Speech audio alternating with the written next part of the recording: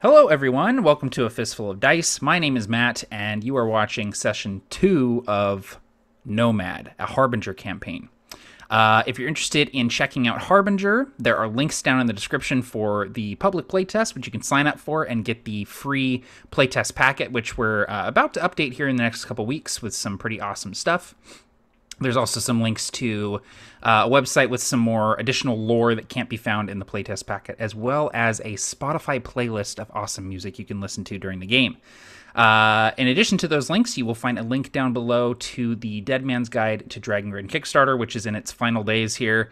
If you're a fan of Dragon Grin, a dark world where evil has already won, you should definitely check it out. We are blowing through stretch goals, and we just got a few days left here, so definitely check that out.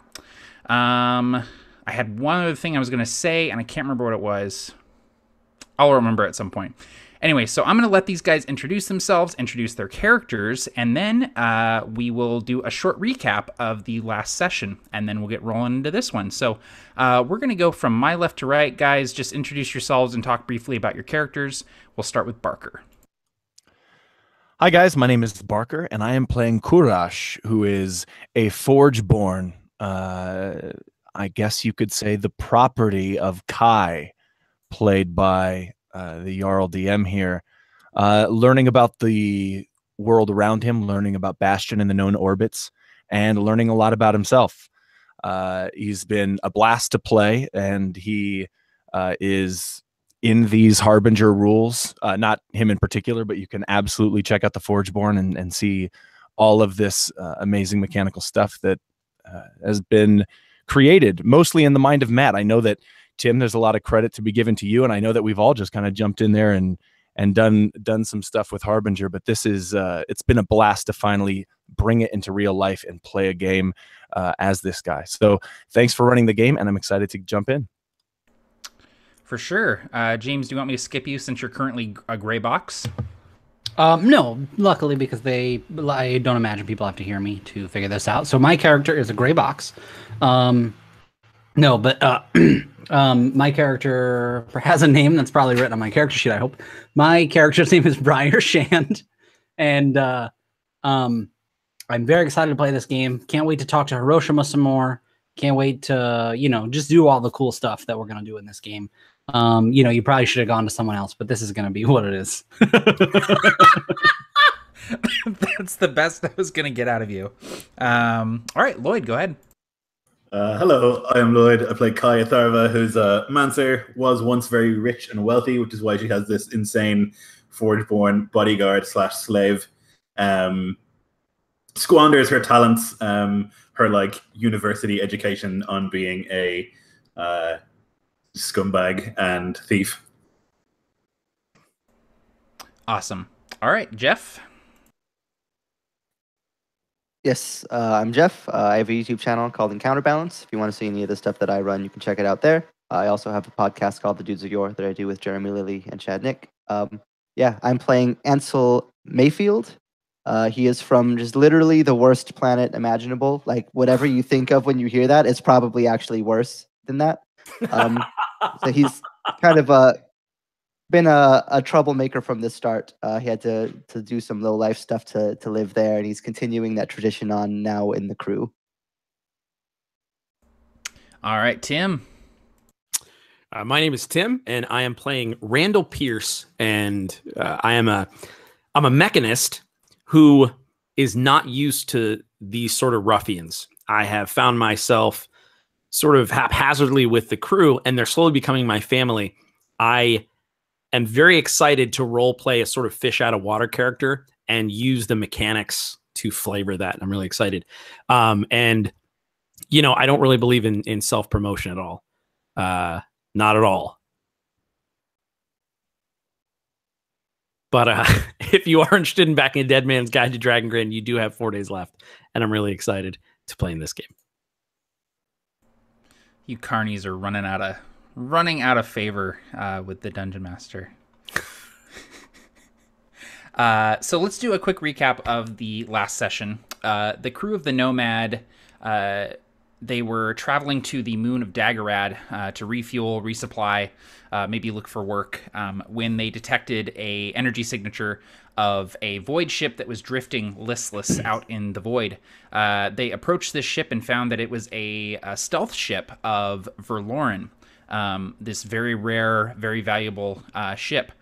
They saw that it was kind of shot through with a bunch of holes. It was just sort of spinning through space. They ended up boarding the ship, and they found an old man inside who was floating in this like green field of Astra. He had sort of preserved himself inside the Astra.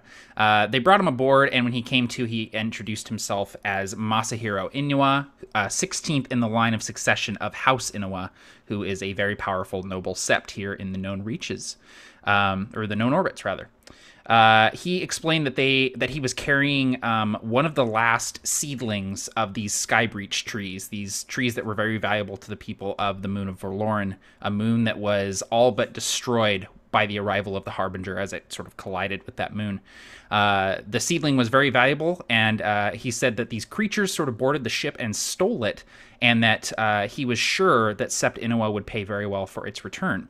So, with money in mind and a curiosity, the crew of the Nomad set out tracking the ship that attacked Masahiro's ship and found it concealed, sort of waiting in ambush inside the corpse of a Galayanar, which is just this giant sort of space whale-type creature.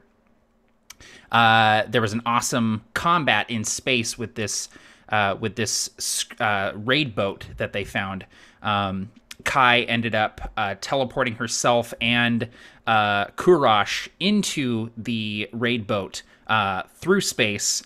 Then the Nomad crashed into this ship, and they managed to destroy this ship and get the sapling back on board, although with Kai being reduced to 0 hit points, I think twice in that entire encounter.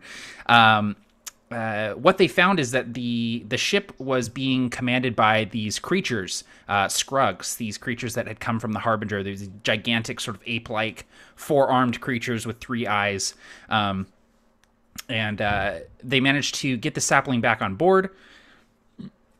And when we left them, they were en route, sort of limping towards Daggerad, where the migrant fleet of Verloren waited in orbit.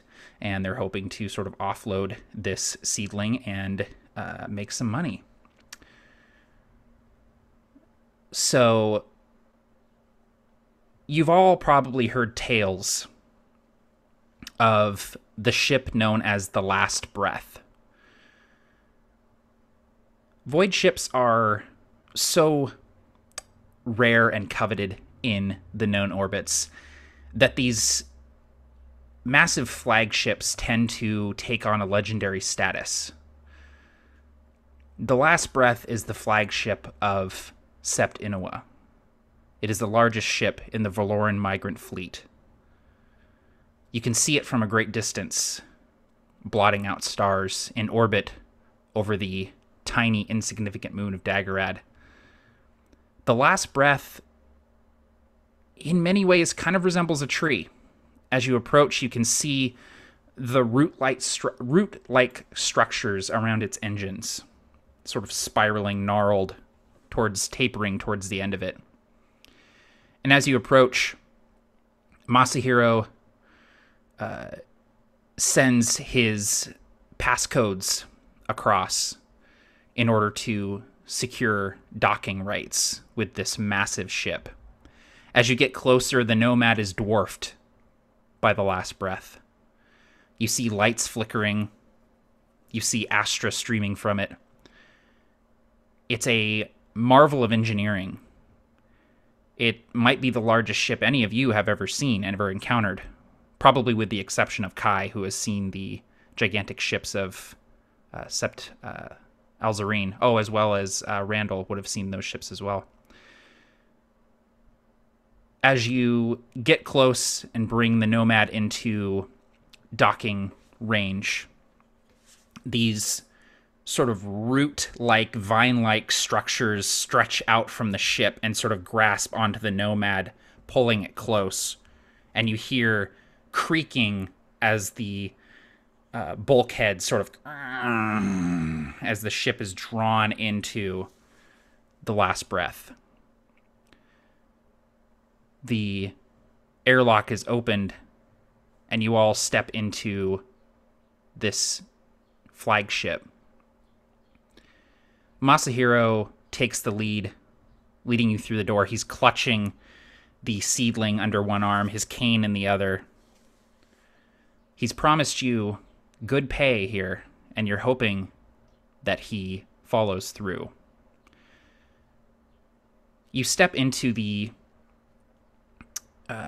sort of this antechamber. You see that the walls of this ship are very similar to those of the stealth ship that you saved Masahiro from. Sort of, you can see the metal, but they're reinforced with this wood. They almost have these sort of root or branch-like sort of structures going up and acting as sort of support beams up the sides of these walls. There are several guards waiting for you when you enter, all of them wearing sort of greenish-brown leather armor and carrying pikes. You also see two women standing by who are not carrying weapons, but that have the look of mancers about them.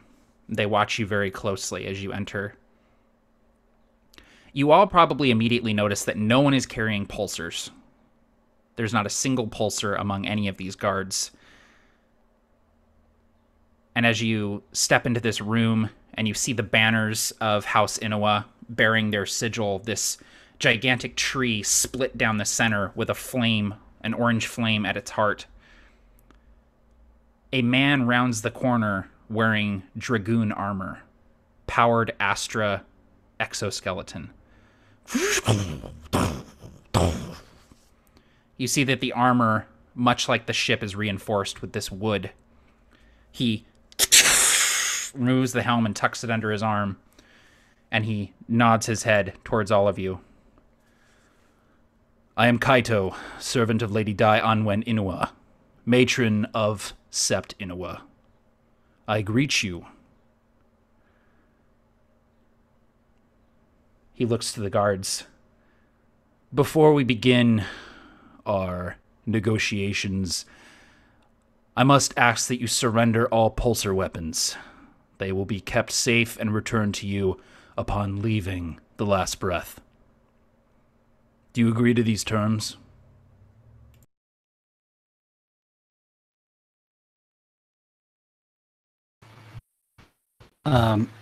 Briar would, reach and take out a scatter gun and kind of look at everyone else and, grab it by the non-butt end, the barrel, and kind of, hand it out to whoever might be. Looks like they might be collecting these. Right, and as Briar does so, Randall would sort of follow suit because he's looking to him. He doesn't really know. He's probably seen dragoon armor, but he's probably seen it in a case or on display or being worked on. He's not seen someone in it using it. So there's kind of a worlds colliding thing going on. And in addition, he doesn't know what the rules are in this sort of a situation at all. And you can see that sort of there's a hesitation, but from confusion, not from a lack of wanting to comply. And so he sort of fumbles and tries to sort of ape Briar. Kai is like, as an affectation, like looks up and down the line of her companions, even though she doesn't need to. She can sense their auras and like understands what's happening without looking. But nonetheless, will like surrender the little tiny pulsar she has, and then she'll just quietly say to Kurash, "It's all right." Once Kurash hears the command, he feels relieved, like he was building up stress, wondering whether or not he should turn over the holdout pulsar that Kai had permitted him to keep in his boot. He reaches down, pulls it out, hands it over to that authority, and lets out a breath. Stale air. Ansel will do similarly, reach down and take the pistol off of his belt, kind of doing a spin flourish, catching it by the barrel and handing it over. The guards wearing leather armor, carrying pikes, step forward and collect the weapons. You note that they're very careful with them. They don't take them roughly. They don't mishandle them. They take them and treat them as treasured objects, and sort of you see them take them into a safe room off to the side to be stored. Kaito sort of nods to all of you, approving of the sort of the lack of hesitance in following this request. Thank you. He kind of looks at Masahiro. My lord? And Masahiro would sort of shake his head. Titles are not necessary. I simply wish to speak with the matron, if possible. I'm afraid the matron is busy. I will be negotiating on her behalf. It has come to our attention that Masahiro, you and your companions here are in possession of a seedling, and that these men and woman, by rights, claim salvage to the seedling. We are willing to pay for its safe return, but would ask that you make an offer. We noticed that your void ship is heavily damaged. We would be willing to make repairs to it as part of the payment for its return.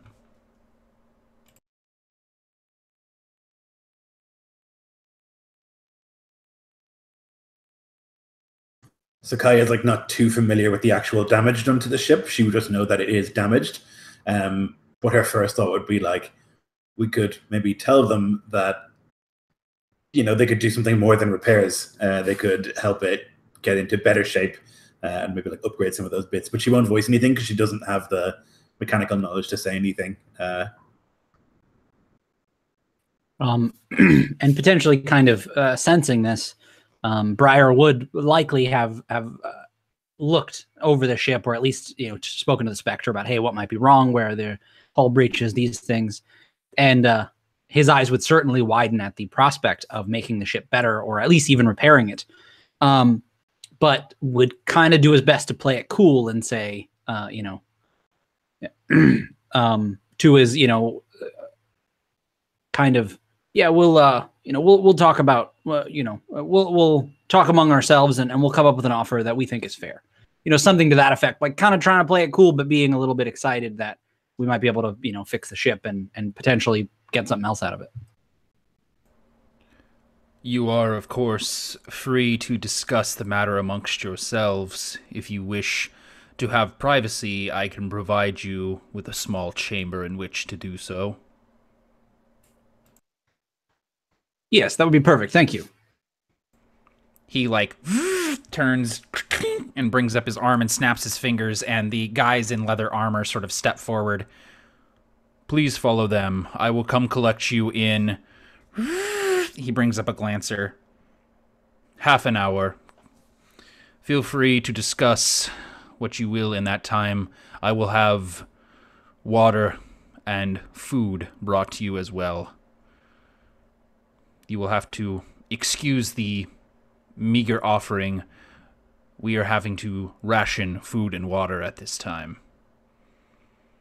Now, take them to the chamber down the hall.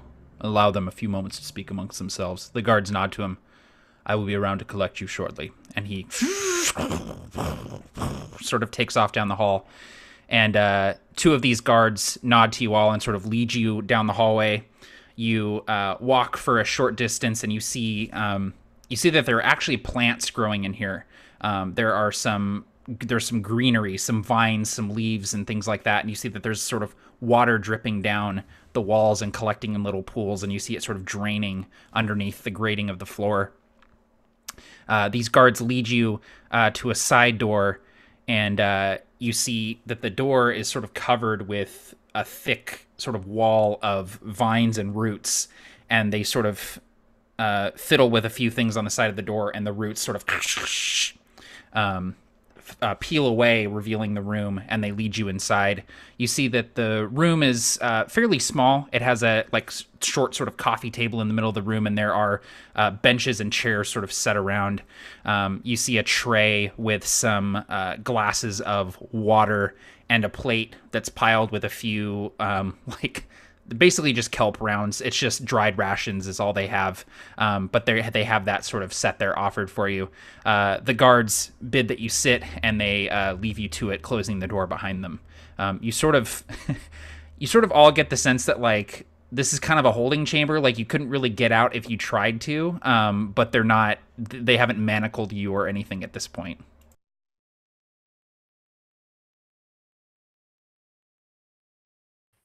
And so we went, and is Masahiro still with us, or he went off with someone else? Masahiro's still with you. Yeah, he's holding the seedling, the box with the seedling in it. So I guess Briar would kind of lightly, almost jokingly, kind of look at everybody and then say to Masahiro, "So, what's the going rate for a seedling these days, huh?" You know, kind of like he has no idea what something like this would be worth, and obviously he doesn't want to like far under ask, but he doesn't want to, you know, he just has no clue. So he's trying to get a little insight from this guy. Masahiro would chuckle slightly. Truth be told, I'm not sure. I imagine that you... Well, it is incredibly valuable, but the Sept is also struggling a bit, desperate. That said, they are still a noble Sept, and their resources are many. Well, they offered to repair the ship. You looked it over. How bad is it? And Briar, you would know that like there's about like 500 glint worth of damage done to the ship with you ramming the other ship and everything. And he would say, "Well, that is true," and kind of look to everyone like, "I did kind of crash that ship into that other ship, so that's definitely something we need to see to." Are there other things a ship needs? Do we need like fuel or like... Yeah, you would need, I mean, you need to collect refined Astra for the fuel, which, you know, any port will have. You were planning on refueling at Daggerad, but you could potentially ask to be refueled here. In addition to that, you need to keep the food and water stocked as well. However, based on what Kaito just told you, they might not be willing to give up any, you know, sizable amount of rations or water if they are rationing them themselves. And so Briar would, you know, kind of agreeing with what Masahiro said about the ship being damaged. Sorry. He would say, "Oh, that seems fair. Maybe," and he would look to his companions and say, "Oh, maybe we shoot for, you know, trying to have them repair the ship, refuel us, and maybe, I don't know, throw a little something extra on there, cool gun, or I don't know." And maybe if he knew of something, he would maybe reference something that we could modify the ship with. It wouldn't be too crazy, but is maybe like one of those little things you put on the front of your car so the bugs don't get stuck on it. You know what I mean? Like a cool accessory, maybe. But that's not like thousands. You want like a spoiler on the back of the back. Yeah, of the maybe Nomad. A spoiler would be cool, or some fake vents on the sides would be body kit. Yeah, body kit. Yeah, something like that. Masahiro sort of nods. I don't know much about ships, but they might be able to do something like that.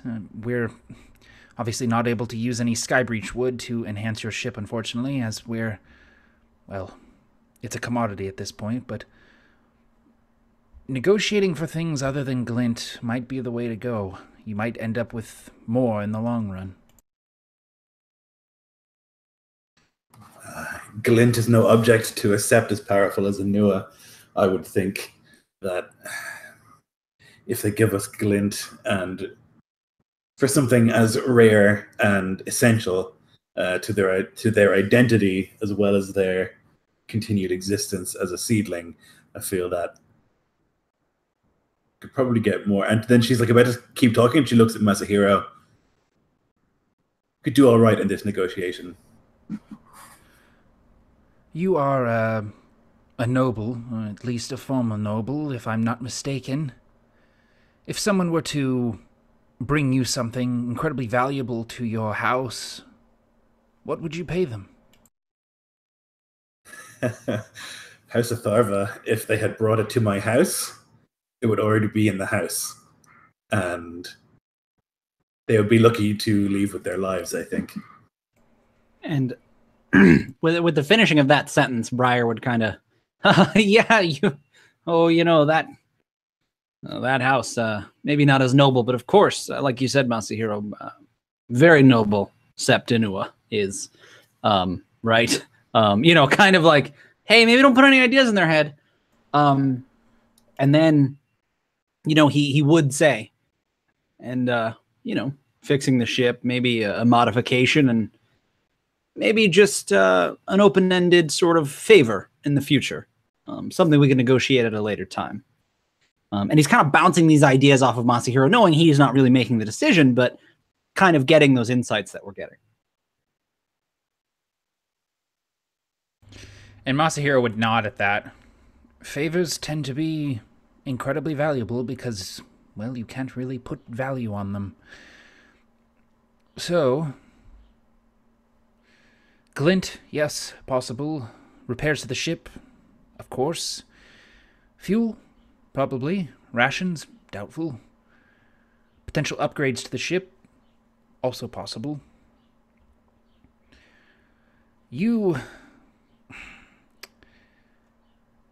If anything could be said of Sept Inuwa, it's that they are traditional, old-fashioned. They honor the old ways. They honor pacts and bonds and rules and manners. You have salvage rights to this, and he kind of taps the top of the box. You have the power in this negotiation despite being in their flagship surrounded by their guards.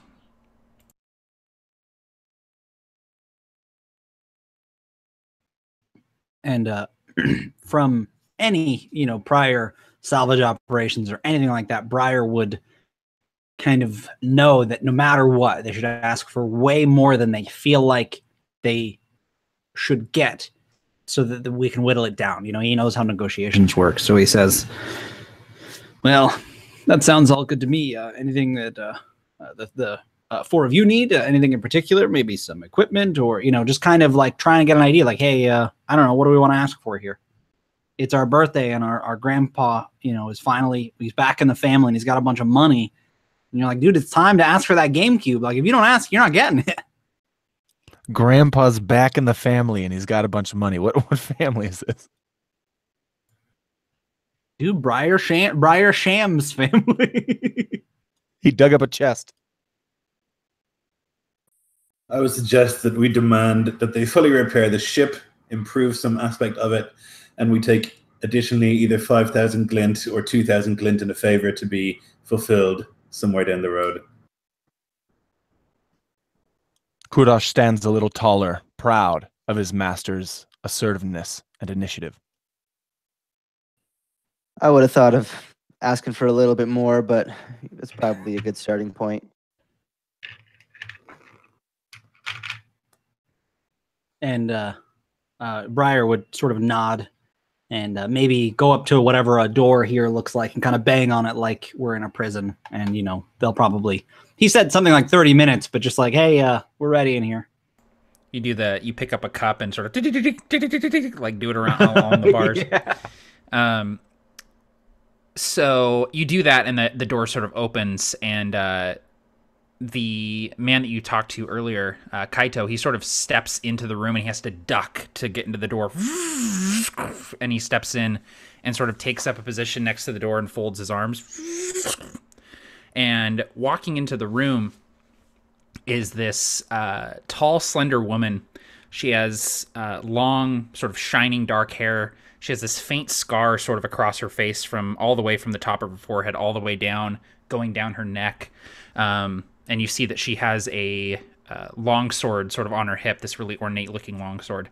She's dressed simply, but in nice clothes, like very nicely maintained leather armor.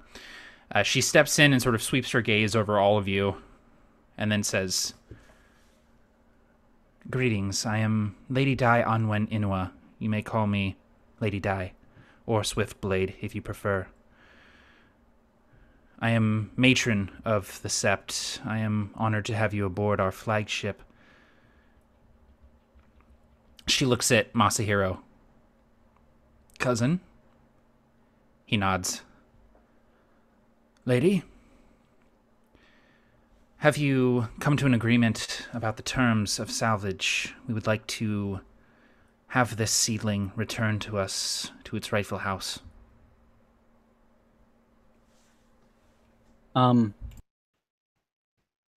Briar would like to start the negotiation by implying that we might keep the seedling for ourselves.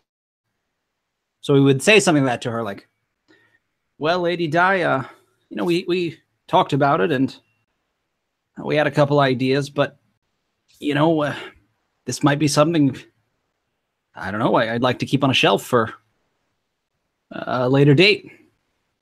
And he would kind of wait to see what she had to say about that. There is a very pronounced grinding of servos as Kaito sort of shifts his weight. And the matron would sort of hold up her hand to him. "Well, it wouldn't do you much good on a shelf somewhere. What is it you wish?"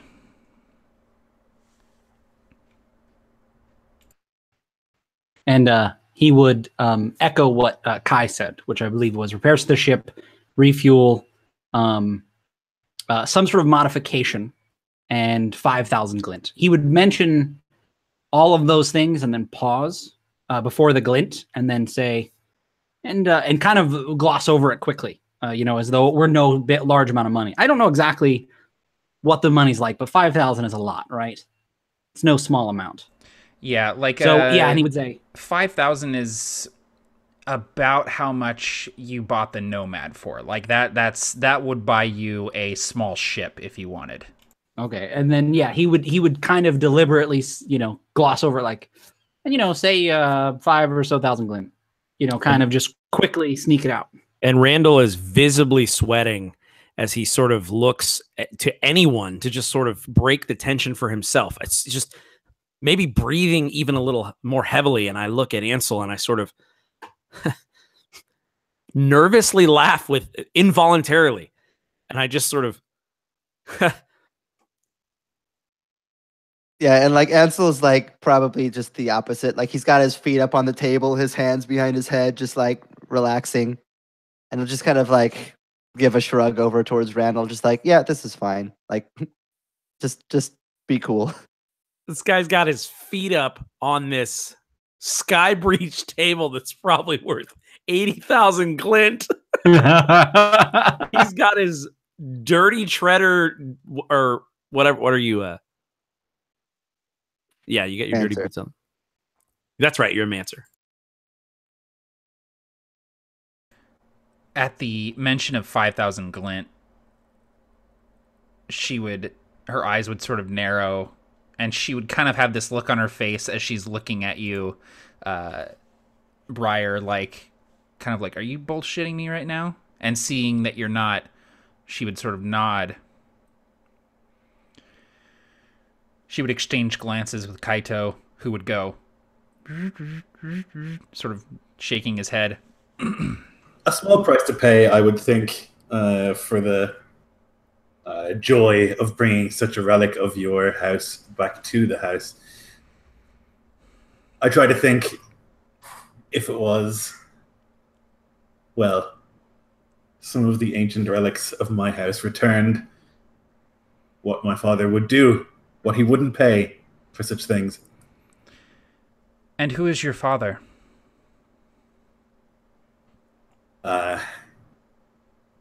Atharva.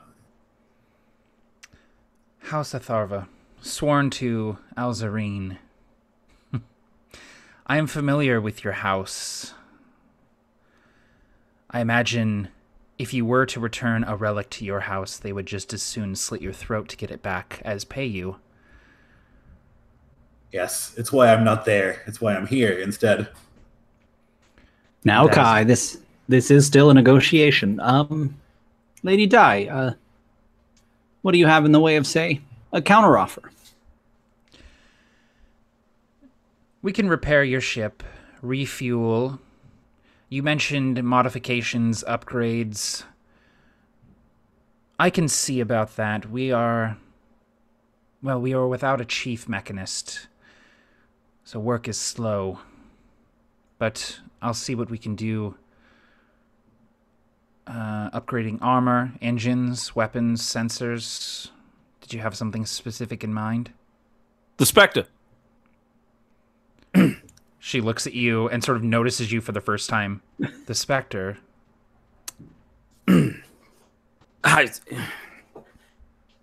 Yes, it doesn't seem to be working properly. But if we could get it working properly, it's formidable.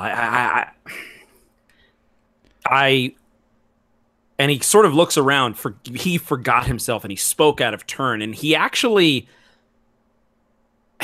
looks for just half of a second to Kurash, feeling this sort of connection, like they both have a purpose, but it's not here.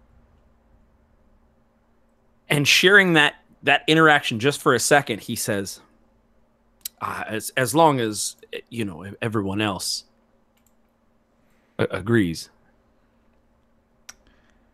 Unfortunately, the only mechanist we had proficient with necro-tech is no longer in our service, so I'm not sure that we would be able to work with your Spectre. Anything else that you... The glint will do fine in lieu.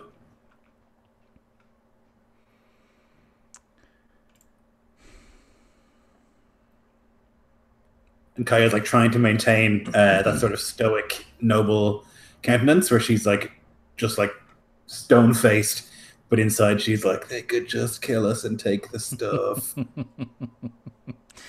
And the man in the dragoon armor, Kaito, is sort of putting out that energy as he's standing there just with his arms crossed, and you occasionally just hear like a creak of leather or metal or a servo sort of...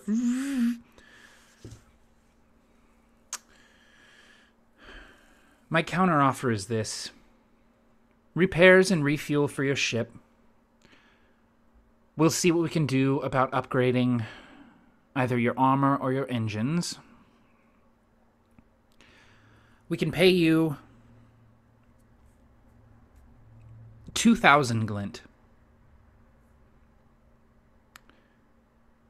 And we can afford you rooms and board here on the last breath while the ship is repaired. In addition,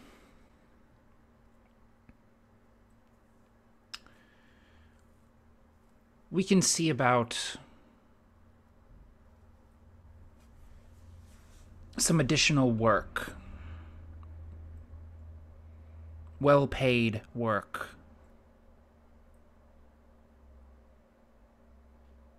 It's a generous offer. Kai will see that Briar is about to speak, and we'll just like get right in there. She's like going hardball here, and she'll say it's a generous offer, but us doing work for you, that is a payment for you and not for us. That's a job. That is not what we claim as salvage rights. We'll do 3,000, maybe. She'll say, and like you can almost maybe see that she's like shaking a little bit and like very nervous.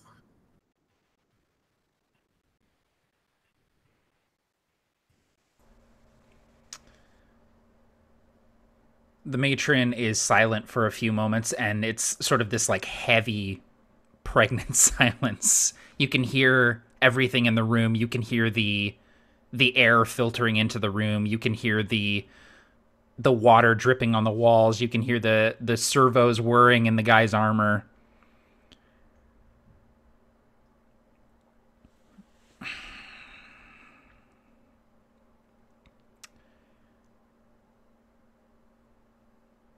Everything we agreed upon, and 2,500 glint.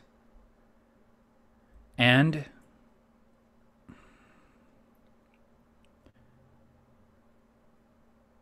clearance codes to moor here whenever you need to. And immediately as soon as she stops speaking, Briar speaks up and basically accepts the offer as quickly as he can, whatever that looks like. Like, you know, I think that sounds very good. And he would, if this is a thing that people do, hold out his hand like, yep, let's shake on it. I want to get out of here, because he's becoming more and more aware as Kai and Lady Daya talk that Kaito could just murder them all and they could take whatever they want. You know, we're getting closer and closer to that point. And she would look at your hand, Briar, and you would sort of realize, like, she's being chill with us, but she's still a noble. And she sort of looks at your hand with this look on her face and then looks at you and says, "So you accept our offer?" And he would pull his hand back and kind of look at it, and he look to his companions like, get a load of this one. But kind of nicely, and say, yes, we will accept your offer. And despite what Kai said, we are always interested in work where we can find it. You know, kind of trying to smooth that over, like, hey, still give us offer us jobs though we, you know, yeah. I think Randall would actually, as he sees the handshake, he knows from Alzarine, he knows there's no chance there would be a handshake at all. And so he sort of grabs Briar's hand like awkwardly, like trying to save him from an awkward moment, but probably making it more awkward. And so he grabs Briar's hand and he says, before the deal is fully accepted, he goes, "And your best mechanist, I'll teach them a thing or two. Whoever your best is, you need a chief mechanist. You need one. Your ship needs one. I know that. That's my world. That's what I can do. And I can tell you that we can help you with that. Include that in the deal." As he's holding Briar's hand awkwardly in the air. Again, she looks at you oddly, Randall. That could potentially be included in future work if you are indeed wanting to help us in that regard. The repairs on your ship, my mechanists tell me, will take roughly 3 or 4 days. You are free to stay here on the last breath. Accommodations will be given to you, although I'm sure Kaito has explained we are low on space, on food, and on water. I'm afraid it won't be a luxury stay, but you'll have a bed to sleep on and air to breathe, and you're free to move about any of the public areas of the ship. There are markets here, performers. I'm told there's a tavern being set up in the cargo hold. There are 1,000 refugees aboard this ship. They all abide by the rules of Sept Inuwa. When you're aboard this ship, I expect you to do the same. You've already surrendered your pulsars. I also ask that you refrain from violence aboard the ship. If you opt to cause trouble, the deal we just made is forfeit. Is that clear to all of you? And Briar would sort of speak for everybody, speak up again, like, yes, not to worry, everyone. And he would pause and kind of look at each one, but he would stop for a little bit longer on Jeff's character. Will behave themselves while we're here. You have my word on that, though it may not mean much to you.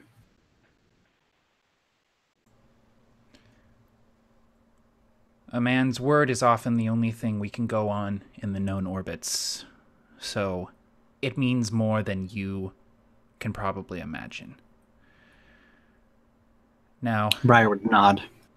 Your contact here will be Kaito. If you have need of anything, you can see him about it. I have work to do. Now, the seedling? And Masahiro would sort of look at all of you like, is it okay if I give it to her? And Briar would kind of nod, still hearing the slow creaking of leather and moving of servos right behind her. Masahiro holds out the box, and Kaito comes forward and picks up the box. He would open the top, nod to the matron, and then she would, without another word, without another glance, would spin on her heel and walk out of the room. Kaito would look at all of you. You are free to move about the ship as you wish. Do not enter any restricted areas, and do not cause any trouble. Enjoy your stay. And he turns, and his heavy footfalls sort of fade out. The door is left open, and the guards sort of usher you out down the hallway. They show you to your rooms, which are a little more than sort of curtained off sleeping areas in a gigantic sort of cargo hold area. You see that the cargo hold and sort of landing bay of the Last Breath has been basically retrofitted into a refugee camp. There are tents and little shacks sort of everywhere. You see just hundreds and hundreds of people milling about. Most of them look like they're Verloren natives. They're wearing greens and browns. They all look Moonborn, but you see a good amount of Voidborn and even Forgeborn walking around. You also see a few Barrowmechs that are sort of seeing to various tasks, setting up things, building structures and things like that. And your sort of area is sort of off on the borders of this shanty town, as it were. Each of them probably no bigger than your quarters aboard the Nomad, but there's a sleeping cot in each of these rooms, as well as a small canteen of water and a little trunk that's filled with some dried rations. The guards show you to these areas, and they point out a few areas in the shanty town, basically letting you know that there's there's like a little sort of market towards the center of town where people are sort of selling stuff, mostly craftspeople who are making things and trying to earn a few extra glint while aboard, and that trade is very sort of common here. Mostly people are trading in favors and goods and services and things like that. They also let you know that your payment is being processed and that they'll be bringing the glint by shortly.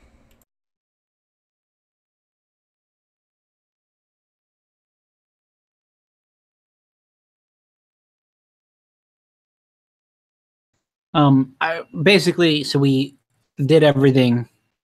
Basically, we haven't slept in a while, or did it take a long time to get here? We probably rested. Yeah, it took about a day. So you guys have taken a long rest in between the last session and this one. So you guys are pretty well rested. Like there's not much to do on the void ship while you're traveling except sleep. So yeah, so it stands to reason. Basically, I think that Briar would likely sort of head over to this pop-up tavern that she mentioned, and kind of see what's going on there, knowing that generally taverns are the places where you meet the people, hear the rumors, and obviously get tanked to the Times Square Olive Garden.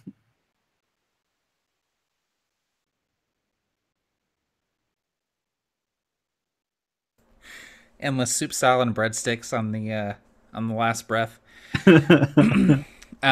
So you're wanting to go check out the tavern. What's everyone else doing? There's a lot of different things to go see and do here. And you can kind of just tell me like what you're wanting to do. If you're wanting to go spend some glint, if you're wanting to buy some weapons, buy some mods, what are you guys wanting to do here? So Kai would be in the market to buy something for Kurash to help him do his job or his duty better. And then would also be in the market for some sort of mind-expanding narcotic that she could find here, possibly. Awesome. Definitely. Okay, cool. So, Briar, you're heading to the tavern. The tavern is sort of on the edge of this big sort of market square. Are you all going to head in that sort of general direction, sort of getting the lay of the land here? Yeah, I think Ansel would probably be heading towards the tavern as well. Cool. That would be his first stop.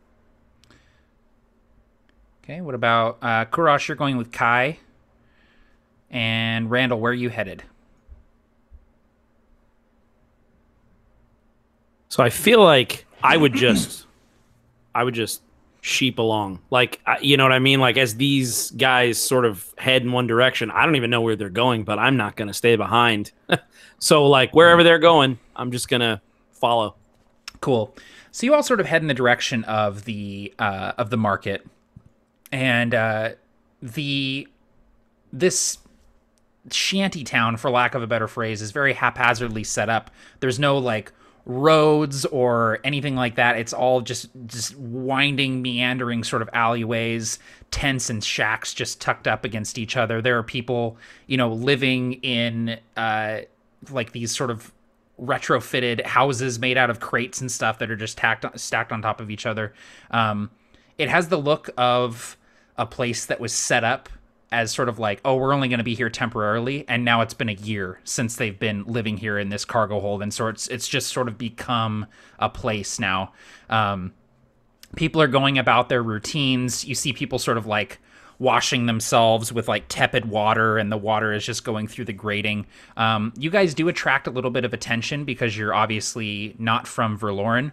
And so, you know, people are kind of eyeing you strangely.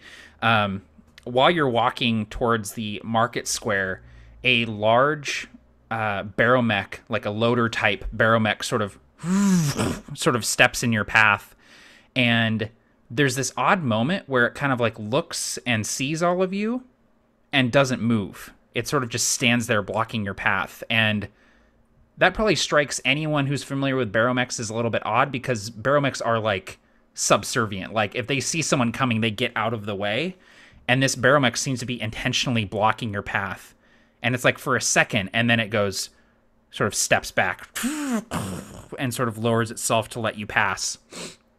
You walk through, and the town sort of opens up into a main street of sorts. And you see that there's all these tents and shacks sort of set up with people sort of selling little bits and baubles and things like that, like jewelry made from like junk around the town. There are people that are selling like weapons and armor.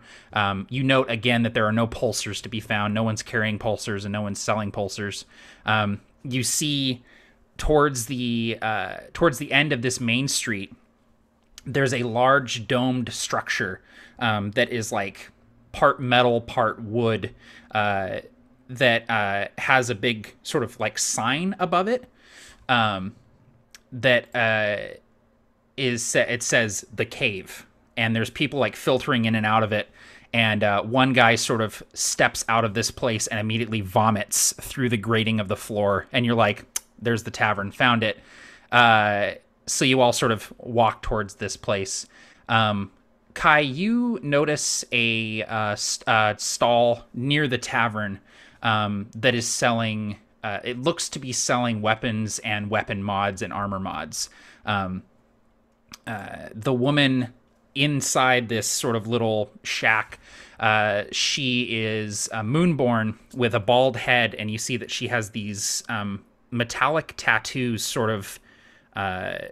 they look like they're almost like beneath her skin. Like they're these very ornate metallic-looking tattoos. They almost look like pieces of metal. And she's wearing this pendant around her neck that looks like it's made out of bone, and it has some like odd little carvings and symbols in it. And if you walk past and sort of catch her eye, she sort of like does a little like up nod at you. Yeah, Kai would like she would have spent quite a lot of time in like seedy places in her life, and so she knows it's best to like affect the behavior of not a very wealthy person when you're trying to buy things. So she'll like lower her shoulders a little bit and like move a little bit like slouched over. When she sees her, she'll do like a common greeting, like put 2 fingers to her forehead or something that like people would do in these sort of void, because she was born on a ship as well, like the sort of like ship sort of Belter-esque greetings. And she'll have a quick look over the gear and stuff, and she's looking for something like that fits to Kurash like aesthetically, which is like really important to Kai, even though it shouldn't be. She's like looking for something that looks like mysterious or like ancient, even though like probably most of the stuff doesn't look that way. And the woman would sort of match your gesture. And she sort of watches you for a few seconds silently, like looking over her goods.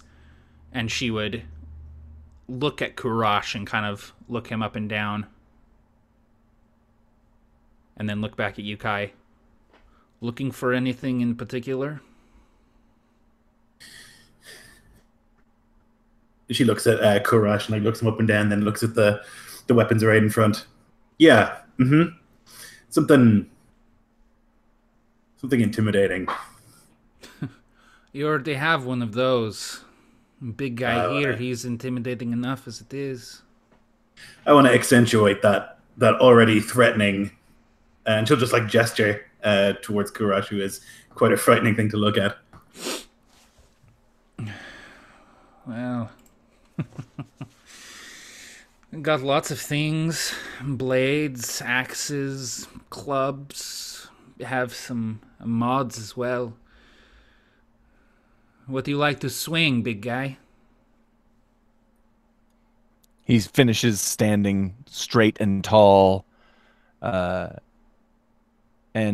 he realizes what's happening here, and he looks to Kai with a face of surprise, and then you see his mouth curls into a smile at one edge, and he steps forward and just begins kind of putting his hands on some of the items, on some of the weapons, just touching them, just like looking for something like reminiscent of the glaive, the prized glaive that was left on that wretched wrecked ship before he teleported out of there with Kai. I'm almost certain he threw that weapon and then lost it completely. And so he is realizing in this moment that he is getting a gift. He scrambles over all of these items and he says, do you have anything bigger?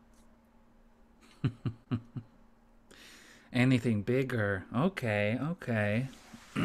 She would kind of look at sort of like the weapons that are hanging on the walls around her. You might like this. She reaches over and she gets this. It's this gigantic sword. It's probably as tall as Kai is. And she would sort of like hand it towards you, and you see her kind of struggling to actually hold it. She sets it on the counter in front of her. It's a war blade. Sept Grimar. They love this shit. Grimar. And he looks to Kai, perplexed a little bit. It's Sept. They love war. It's probably a good blade. They don't just love war, they're good at it too. These blades are one of those reasons. The blade itself, 50, 55 glint. But if you want to do some serious shit with it, then you might want to look into a mod. I would like to do that. I would like to do that very much, Kai will say. And she's kind of like looking over the counter, seeing if like there's like mods like hidden away somewhere. And she'll like lean in and say, I've heard stories about blades that can... And she'll lean in even closer until she's like right next to this woman. Steel. life force. And she would sort of lean into you as you get closer, and she kind of gets this smirk on her face. I've heard of such things as well. But unfortunately, such things are probably out of your price range, seeing as how you two don't look like much. You would be surprised. I bet you're full of surprises. Say I had something like that. What would you be willing to pay? It is truly nothing, and he says as he gets cut off.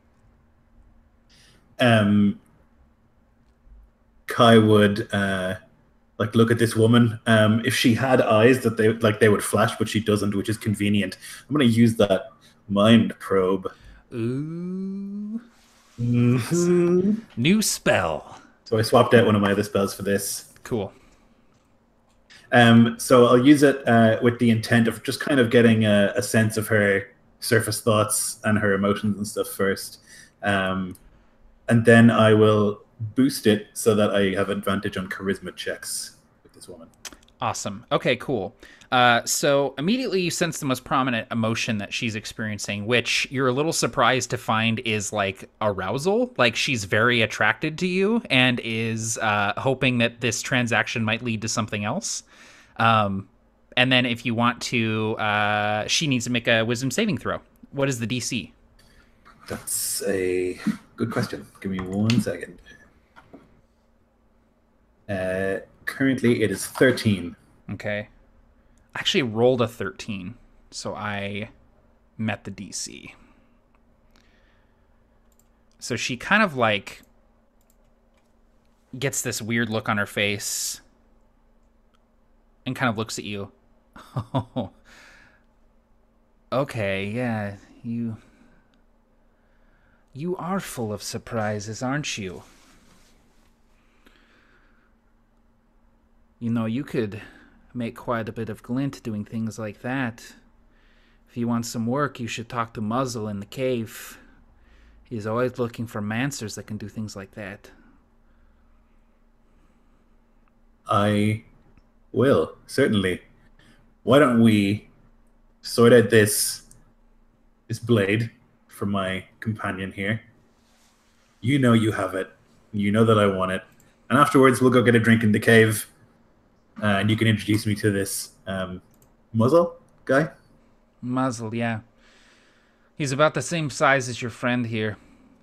She points to Kurash. I can give you the blade with the mods you want for 600 glint. Sakai is like thinking. She'll like raise an eyebrow, still an affectation from when she could see normally, and then will like frown. 600. It's reasonable. More than reasonable. You won't find a better price anywhere on this ship. You won't find this blade anywhere else on this ship. That's almost certainly true. What if we...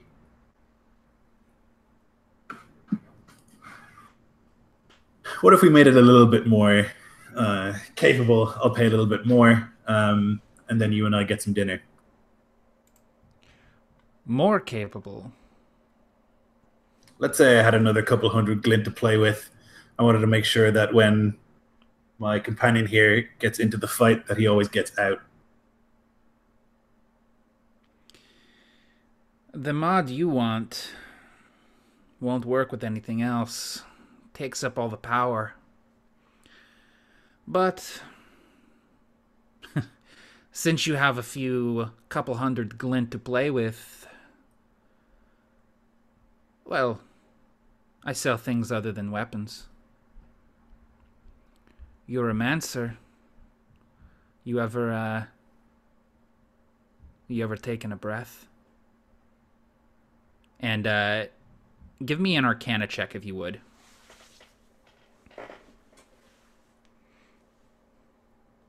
So, 1 second.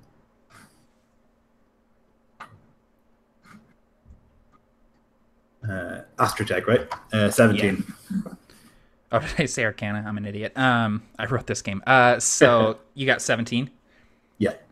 So you know that she's asking you if you've ever used miasma, which is it's Astra that is refined to where you can breathe it in, and it basically like super connects you to Astra, and you can sort of see everything. It's an incredibly powerful, potent drug.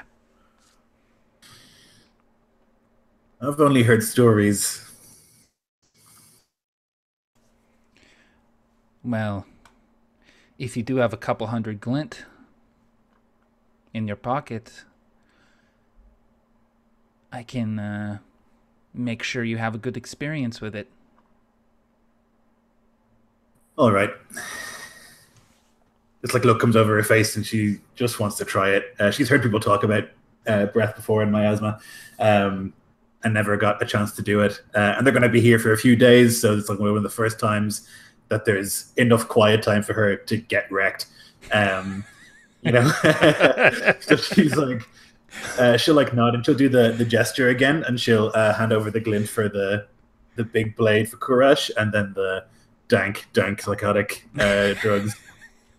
Yep, exactly. So she lets you know that it'll take about an hour to have the blade ready to go. She'll need to have the mod attached to the blade for you, unless you have your own mechanist who's willing to do it for you, in which case I can give them both to you now. So there's a moment where Kai like looks that she thinks about the mechanists on her crew, and she like sees a flash of like Briar making some dumbass joke, and then Randall like panicking during the previous encounter, and she just kind of like says, "No, I think it's better that you handle it." Then I think you should come back in about an hour. I'll have the blade for you, and you can buy me a drink. Good deal. I'll see you then. Oskana, by the way. Kai. Pleasure. And she sort of busies herself with this gigantic blade. So note how much money you just spent there, Lloyd.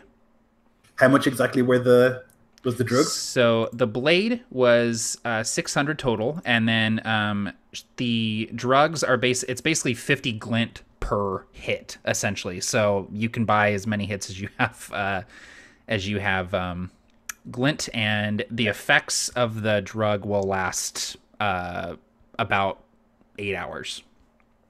Okay. I'll buy 2 and double drop here while we're in the. Oh my god! While we're in this place. Dude, Lloyd's from the streets. He really is. No, dude, he's slumming it. You're the common people. You're the girl from that song. She was like, Yep. She's like, hey, I have this tray of pot brownies, and Lloyd's like, oh, you should probably wait and not eat all that. He's gonna get addicted to space heroin real quick. Episode 2. The 3rd episode's called Strung Out. So I'll play 2. Okay. So what she gives you is they're like these little glass vials. They almost, at first glance, they might even be mistaken for Lorium vials. They have a very similar sort of look to them. But you see that, whereas Lorium is like just sort of this green liquid, inside these little glass vials, there's sort of this like spiraling sort of prismatic gas. It's this just beautiful rainbow sort of reverse hourglass looking thing and it's sort of mesmerizing as you're looking at it. And it is like, it reminds you of the refined Astra that gets pumped into voidship engines, but it's like super pure. It's like refined past that point where it's just like all the colors are separated but still spiraling together. They're quite beautiful. And then she also gives you what's essentially an inhaler. It's like this little What it looks like is that it looks like, do you guys remember in Phantom Menace when they go to the Gungan city and they put those little like things in their mouth to breathe underwater or whatever? That's kind of what it looks like. And you see that the canister can sort of fit in the side of this breather. Perfect. So I'll take that and I'll put it into some of the pockets on my robe, and then I'll turn to Kurash and just do like a head nod towards the cave. And I'll see that he like smiled a lot, and I'll see that he was like not expecting the gift. But Kai is too repressed to say anything. I cannot thank you enough. She doesn't really know what to do with that, and she'll say, you should be armed. You protect me. He nods and smiles even greater and looks and says, I cannot thank you enough. This was the right thing to choose to say. Yes, that is the correct idiom to use. He smiles and walks away, looking at his hands, imagining that there's a great warblade in them. The other three of you, I'm assuming, did you guys already go into the cave while Kai was sort of doing that business transaction? Yeah, Briar's doing a coyote ugly on the bar. God damn it.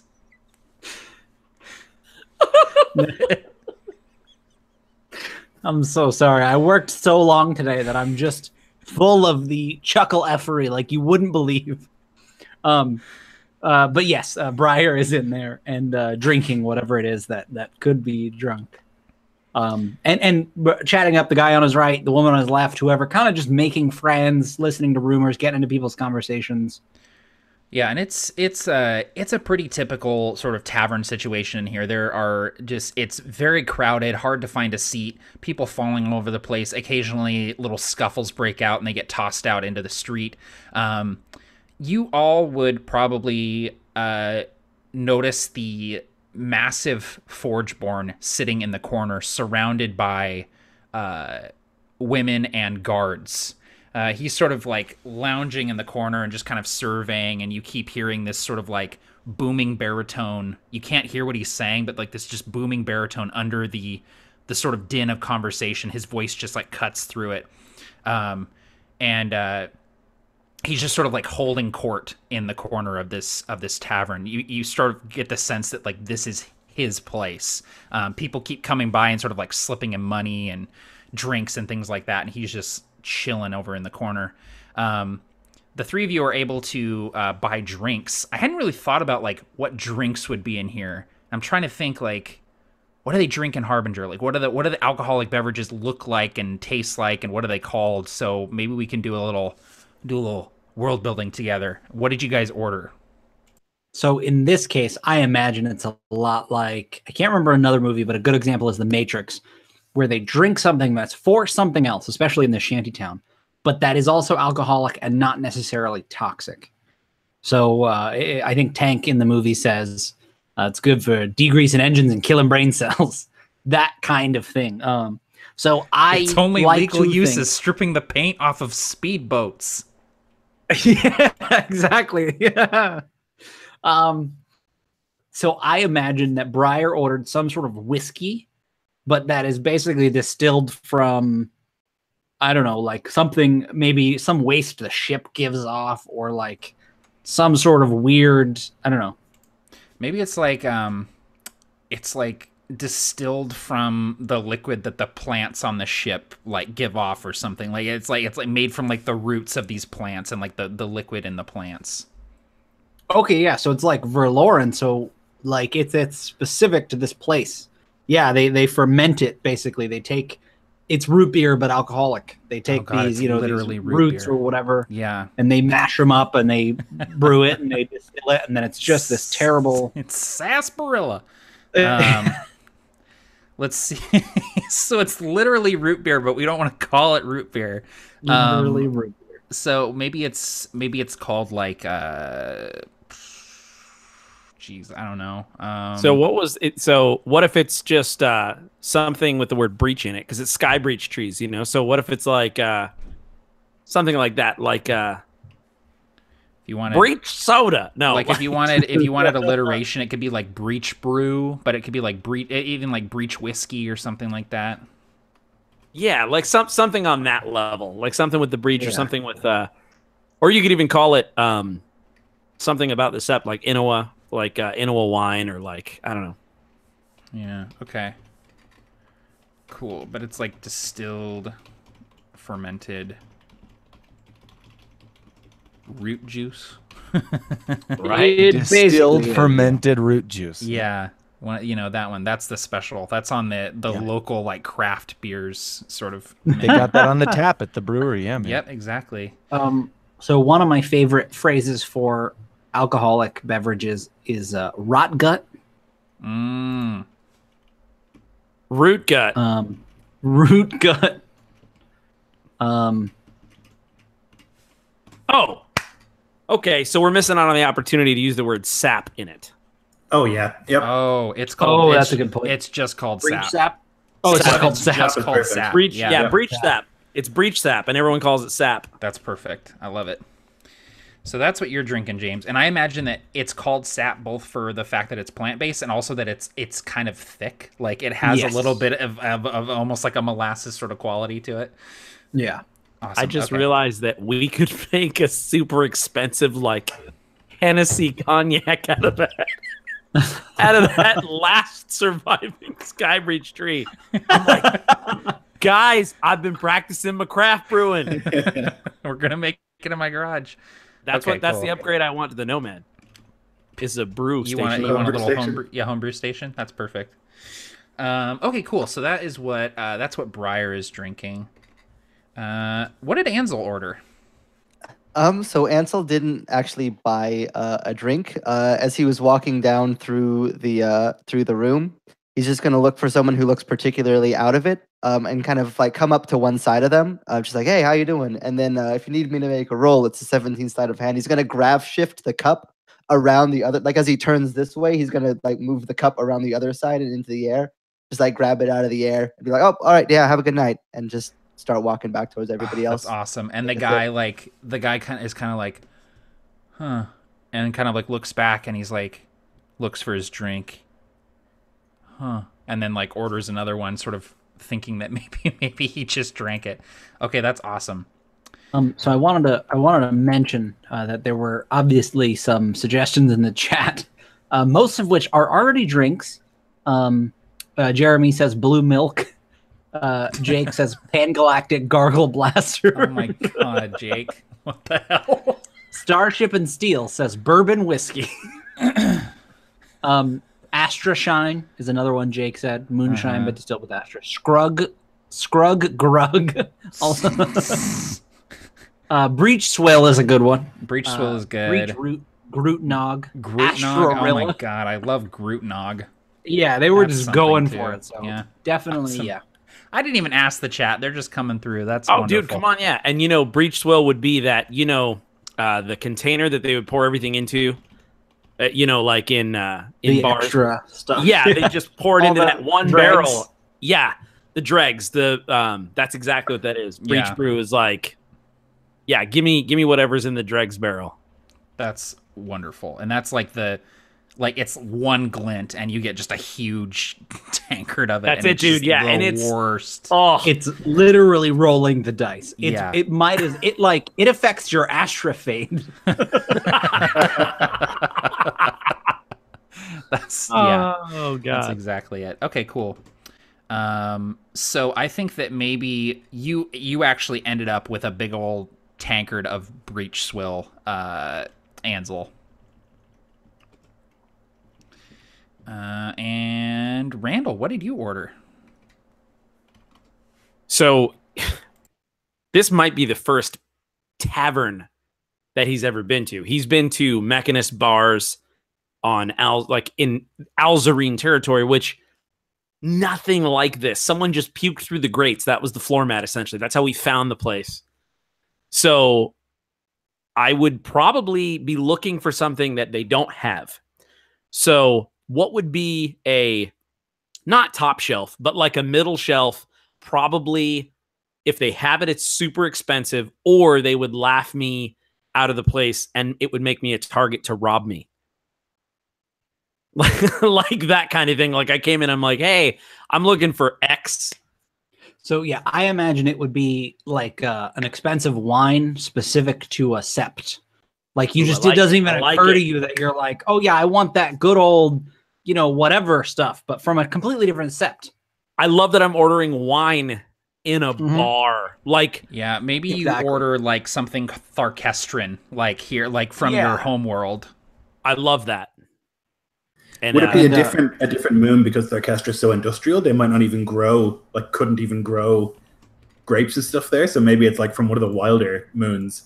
Oh, that's true. Like I feel like the orchestra, like all they make there is industry and oil. You know, sure, and that's so it would be probably one of the imports, like one of the trades. So this moon is also so culinarily based. Not my sept, but the one that we trade with. So it's the wine we always had because we had a deal. It's kind of that brand. Not Tharkestran wine, but it's not Tharkestran wine. Find there, right? Because that's what they import. It's down the road. Yeah.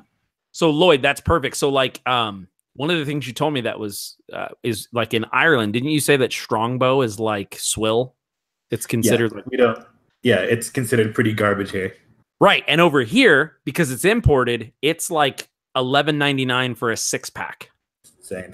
Yeah, like hard to find. Yeah, and hard to find. And so I think it's that sort of a thing too, maybe where what I'm ordering is like, to me, it's fancy Dan, but here it's like, what? Like, yeah, basically Randall walks up and says, "I'll have your finest Pinot Gris, sir." And the bartender just, I'll have the barefoot Chardonnay, please.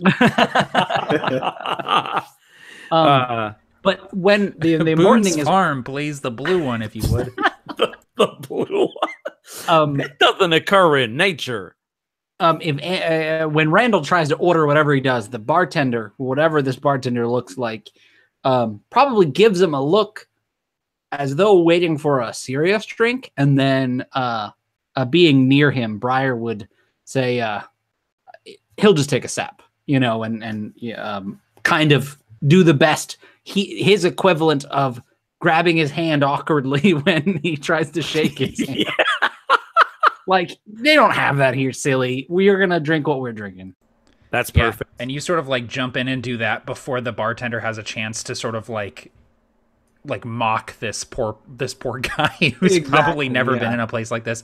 And so he just sort of like nods to you, reaches behind, puts a glass in front of you, Randall, and pours a good hefty shot of the sap. There's a kids movie where these kids make it into a bar, and they're obviously not supposed to be there. They're way too young. They're like 12 and 13. But I don't know, they put on fake mustaches or something. And the kids walk up to the bar, and he goes, "What are you having?" "Chocolate milk." And the other kid like nudges him, like, "You order chocolate milk at a bar?" And his response is, "On the rocks." So I imagine that he walked up and ordered a chocolate milk on the rocks at this bar. Yeah. And I can't confirm this, but that sounds so 3 Ninja-y. It makes me think of Back to the Future when George McFly says milk, chocolate, and they slide it across the bar towards him. So you're all sort of, you get your drinks and you get acclimated to this place, and it's about that time that you see Kai and Kurash come into the cave as well, and you spot them from across the bar.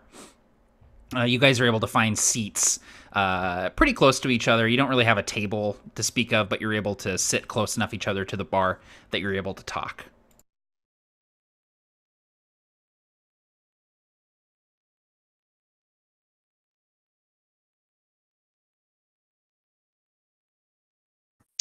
And yet we all quietly drink. It's probably the first drink we've had in a while, and it's that the only quiet time in the Carney house is when we're eating. So I know how this goes. So yeah, I think that Randall would probably pick up the drink and just sort of, Matt, what do you think sap tastes like? I think it tastes like fairly medicinal, almost. Like it has a sweetness to it, but it's very like herby and earthy tasting, where you kind of can taste like the dirt to it. Sure, you know? like it's almost like, when a you- mead or something. Yeah, it's very like earthy tasting for sure. The word I love to use for something like that is cloying. Ooh. Just way too sweet. Like, oh, but like you said, like, and a little thick, almost just like molasses with water, like honey. You know, like but fresh it almost honey. and it almost has like a hit of almost like rosemary, where it's kind of that like resinous sort of herbaceous sort of, like almost like clove or something. Like, Yep. Yeah. And I think that's Randall would sort of take a sip and then look around and awkwardly say, "So this is what y'all do, huh?" And like I said, Briar would probably, like, each person that walks up to the bar to get a drink to maybe walk back to their table or whatever, he would be starting conversations with them and looking over, you know, doing his best to listen to people, trying to maybe catch drunkenly what this Forgeborn is saying in the corner, trying to get the lay of the land. And he would kind of be pulled out of that by Randall and say, well, there's a little more to it. There's sort of a it's hard to tell, but there's a little dance going on here. And he would very much kind of play it up as though he's not sitting in a bar drinking the worst, like, terrible drink they have.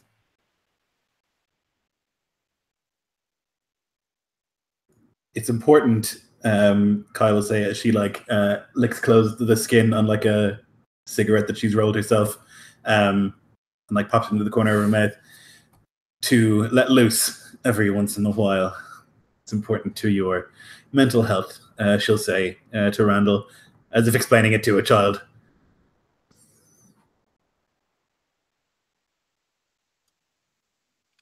He nods, Kurash, at the statement and looks around, taking in all of the people. Kind of, it's almost like he feels the energy of the ship and the rescue and the mission all kind of flowing out of everybody as they're sipping their drinks. He's gonna kind of keep an alert eye on everything around him, as he's been trained to do during these times.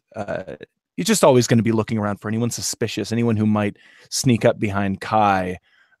He knows that there are people that would be happy to cut that throat in particular. And in looking around this place, you would definitely catch the eye of the massive Forgeborn sitting in the corner. And he would sort of lock eyes with you, Kurash, and you...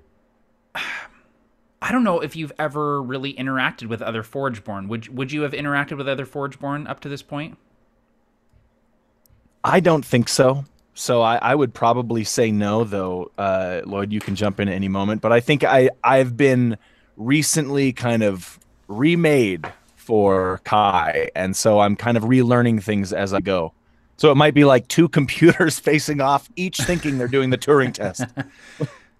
This Forgeborn, he's in this sort of like booth situation, and he's got one massive arm just sort of laid over the back of the booth, and where Kurash is very sort of like, you know, upright and very sort of almost mechanical in his movements. When you catch this Forgeborn's eye, he just kind of nods to you and gives you kind of this lopsided grin and kind of like watches you sort of curiously from across the bar. You feel his eyes on you, sort of like watching how you're interacting with your companions.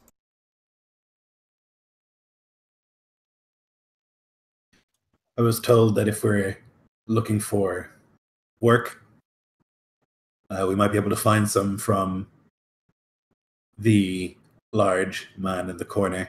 And she won't look in that direction. And she would hope that none of the others would.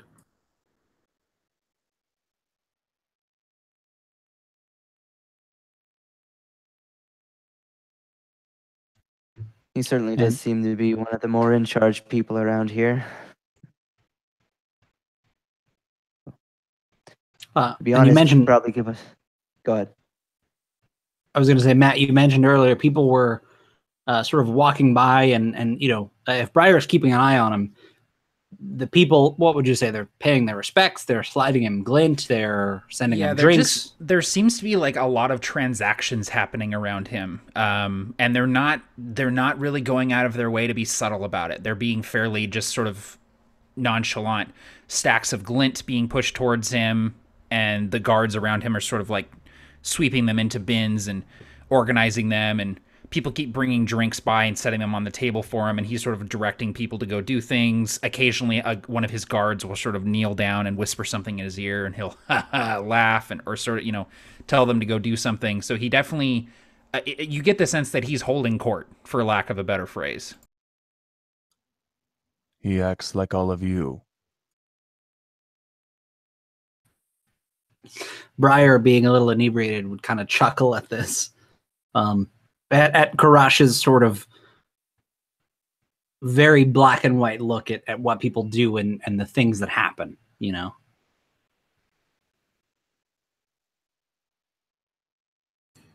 He has been awake longer than you, Kurash.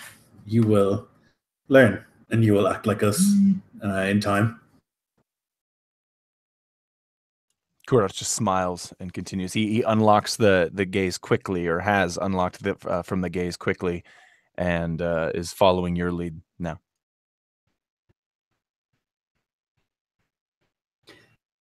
And Briar finishing his sap, when you take a shot, you kind of do so quickly, or at least if you watch how they do in the Wild West movies, they do it, they kind of get to here, and then it's a real quick motion, you just go for it. You can't do that with sap. You do that and it just kind of, it's not too thick, but it takes a minute. You know what I mean? It's not a very dignified drink to drink really, like, quickly. So Briar stands up to do that and ends up kind of looking a little bit stupid as it slowly, kind of filters in. But he finishes it, gulps it down and kind of tries to clear his mouth of what's sticking.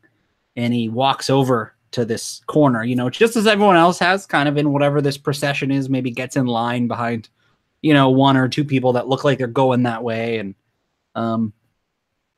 kind of walks in front and says, "Hey there.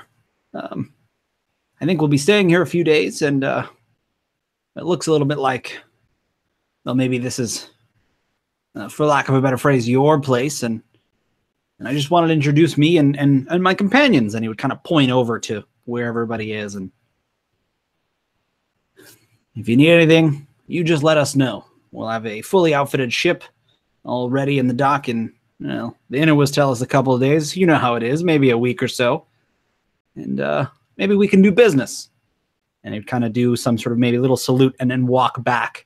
And as he's sort of walking back to a spot at the bar, would, to anyone looking at the front of him, be a little bit, not shaken, but like nervous. He's trying to play it cool, and anyone that's looking at him could absolutely tell. And Randall would look to Ansel and say, "This seems like a real dumb idea. I'm not good at this. Is this a dumb idea, or is this how you do it?" I really wish he would tell us before he goes and says whatever. I don't even know what he just did. Probably a dumb idea, I'll be honest. Not the way I would have gone about it. Kind of like looks over towards Randall and then Kai as well, just like, I don't know what just happened.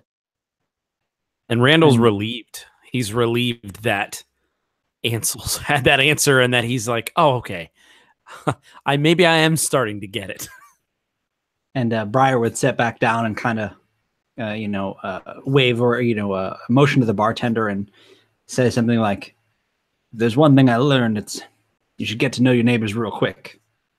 And he would continue drinking again, very clearly, 2 to 4 sheets to the wind. And almost immediately when you go to sit back down, Briar, you feel a hand on your shoulder, and you turn around and you see one of the guards, and it's this, big moonborn guy. He's got a big thick beard, bald head with tattoos on the side.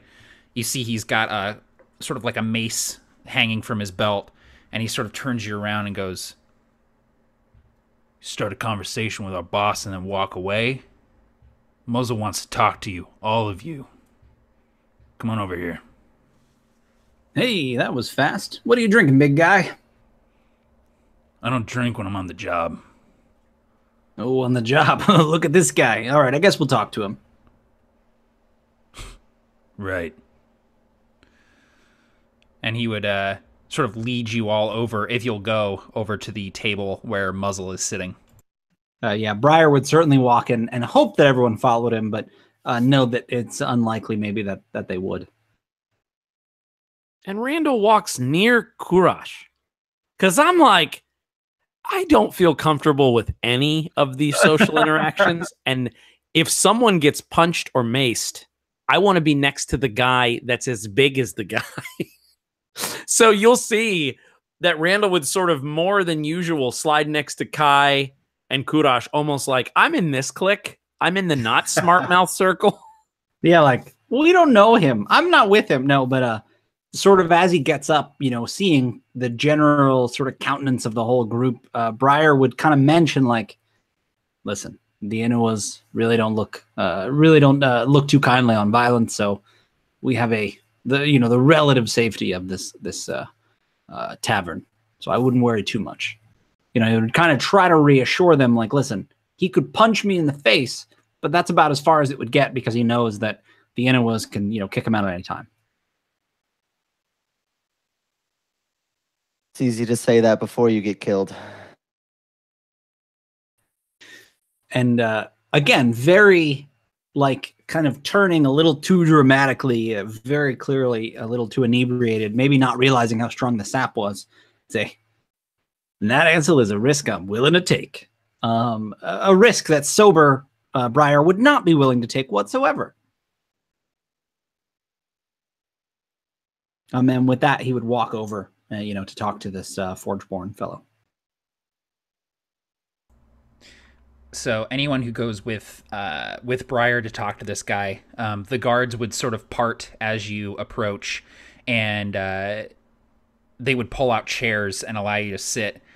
And the Forgeborn called Muzzle would just kind of sit there watching all of you. Hasn't said a word yet. You would all sit down, and he would kind of lean forward and sort of steeple his fingers. So you're looking for work, then? That's the deal? Work, friends. Looking for a drink. But yeah, if there's work to be had, we're for hire. You're looking for friends, you come to the wrong place. You're looking for work, might be able to help you out. You're new in town. You came in on the, piece of shit that just docked at the aft section of the ship. Punch full of holes. Brand new and soon to no longer be punched full of holes. Yeah. Word is you brought something real important. What was it? And, How much you willing to pay for that information? I thought you were looking for friends, now we're talking money. We're just talking. He's looking for friends. I'm looking for work. He would kind of look at his guards.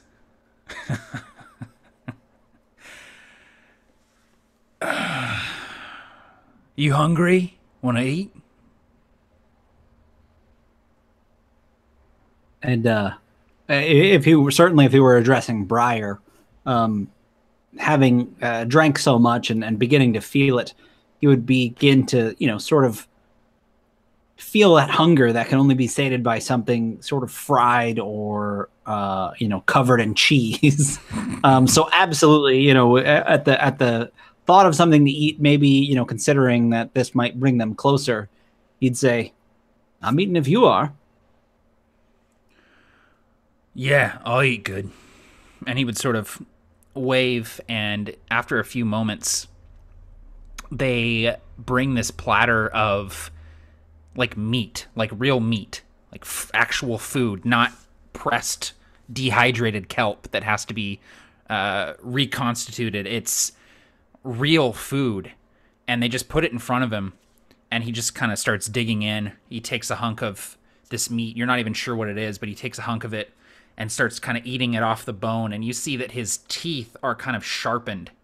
He has these sort of jagged teeth, and he's digging into this meat and just pulling away huge strips. And he would look at you, Kurash, and say, "They got you trained real good. Don't step out of line, do you?" Kurash quickly says, "The only reason you and I are not friends is because we have not spoken. My name is Kurash." Kurash? Kind of name is that?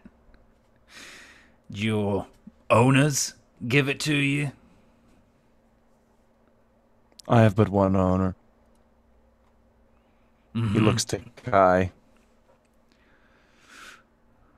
They gave me my name too.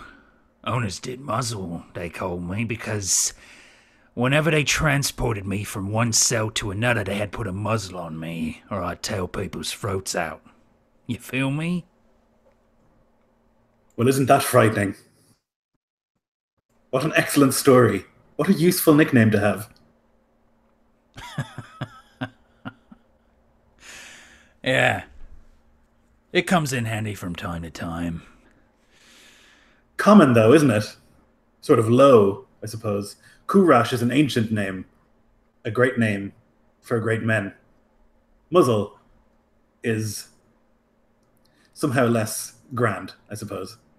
And she'll take this big drag on her cigarette, and she'll just infuse a little bit of yellow astral light, and will make this brief impression of a golden tower or building as she blows out the smoke.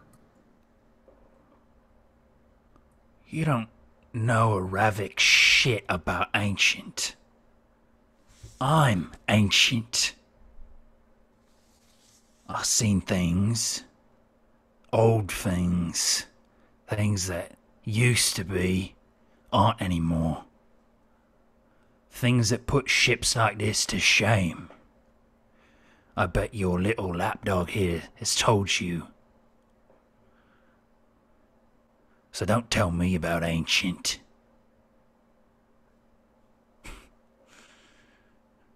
I think we got off on the wrong foot here, Muzzle.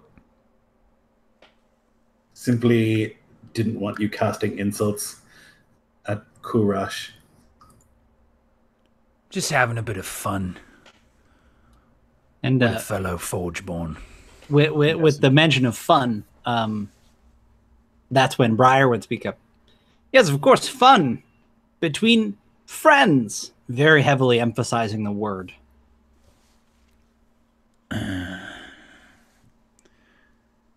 He would continue digging into this meat, listening to you talk, and from the corner of the bar, someone kind of slinks up, and they're kind of eyeing the meat hungrily. You see this person is sort of gaunt, dressed in rags, and they're sort of crawling almost towards this meat.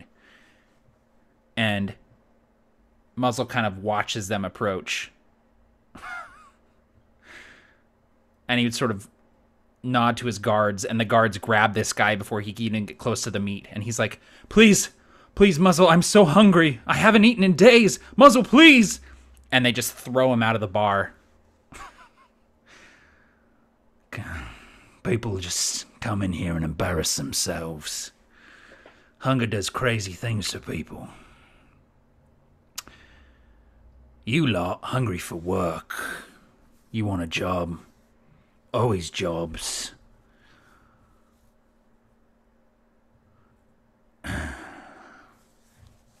Let's say I did have a job for you. Let's say it was less than savory. Let's say it required you to maybe do not nice things. But let's say it pays well. And let's say it keeps your bellies full of things other than kill browns. Would you be interested? And his phone goes off a couple times. I could just barely hear that. And I was like, am I hearing things? I was looking around. Briar would, at his mention of less than savory and all this, and he'd say, Well, really, it depends on what your definition of less than savory and not nice are, and kind of almost a little bit louder with just like cutting him off. Less than savory is our specialty. We're willing to hear you out. but he would mention kind of as though anybody cared. He'd say, but not so much against Inuwa. You know, like, yeah, less than savory, but let's not, you know what I mean? Trying to make it clear that he's not on the Inuwa mothership with his ship in the dock saying that we're going to do some stupid stuff, you know, on this flagship. The work I'd have you doing would actually be, well, you'd be doing Inuwa a favor. Though it's imperative they don't find out about it.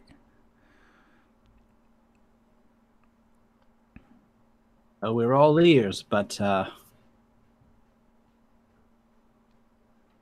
well, you know, posters aren't allowed on the ship. Yours were confiscated.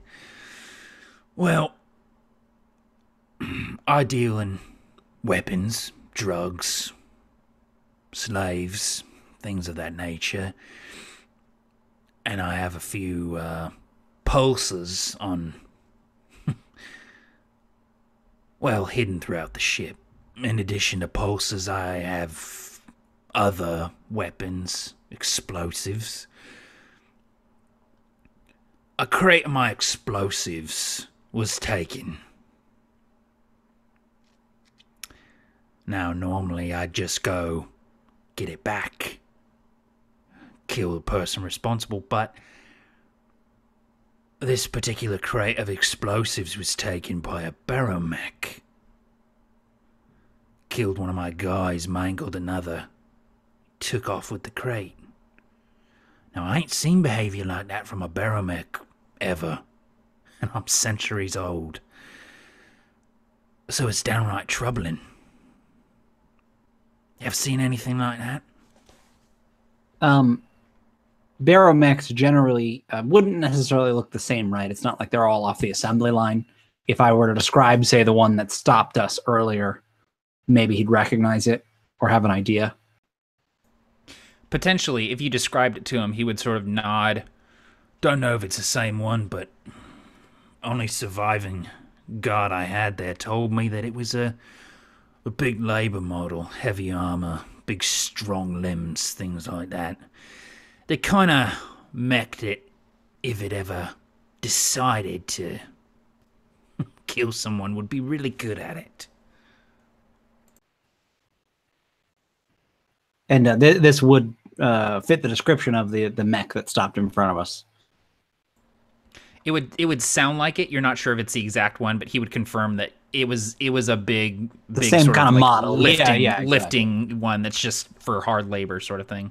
Yeah, like a big yellow and Ripley's in it and stuff, you know. Yeah, exactly. Yep. It's the Exo Squad, actually. They're here. JT Marsh. JT Marsh. So, yeah, Briar would kind of look around and say, well, we've got a few days here, and certainly if we track something like that down, no, you'd be the first to know about it. And then he would look at his companions kind of like, side quest, question mark? But, you know, would say, no guarantees. We'll be out of here pretty soon, but we'll definitely keep an eye out. Kind of trying to be non-committal. Not saying that they definitely will for sure take on a big old Barrowmech. We're still a little bit on the newer side in this area. If this thing has taken these explosives, where would it have taken them? You know, if we happen to be in the area, maybe we can take a look. Well, I don't know for sure, but I imagine if it decided to hide him somewhere, it probably would have put him somewhere in the secondary cargo hold. That's where most of the mechs go. In between work. No people in there. Just cargo. Might be a good place to start, at least. And arguably the more important question, what's in this for us? Well, a big fat stack of glint. But it depends on what else you're wanting. Like I said, I deal in weapons, armor, drugs, slaves. What are you in the market for?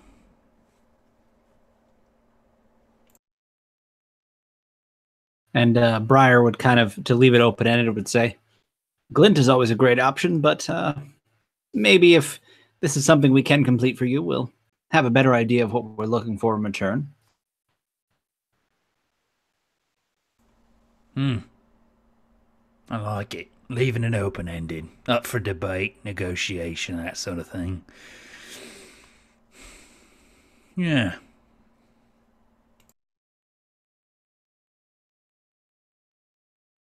He would sort of look at all of you. All right, well. You wanted some work, you got some work. You wanted some friends, well, we'll see. We only just met after all. I've got some business to see too. Why don't you enjoy your drinks elsewhere? And Briar would stand up, and you mentioned there was kind of a meat plate, right? Like just a thing that he kind of was implying if we wanted to get some. Just a platter of meat, yeah. Absolutely. Briar kind of stand up and like just kind of, I don't know, grab a handful of like, yeah, we were sharing this, and kind of grab some and be like, put a hand up to him and go back to the bar and kind of munch on this this meat.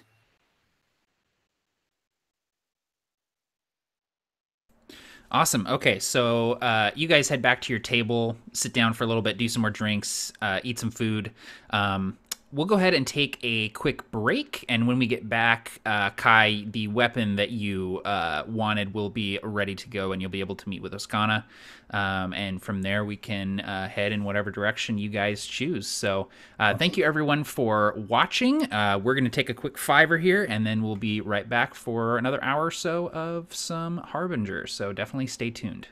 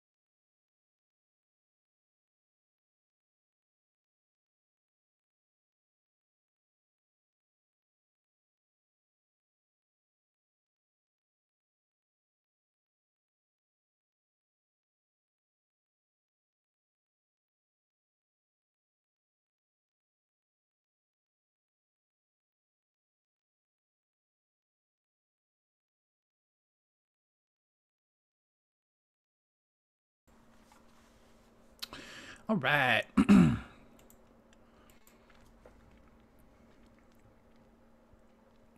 What's up, Tim? What's up, dude? This album you recommended is fantastic. Which one? Which one you listen to? So let me see, because it's this is band. Is it the Ogre Sound one? Yes, but it's like it's been playing so long that it has gone down the whole.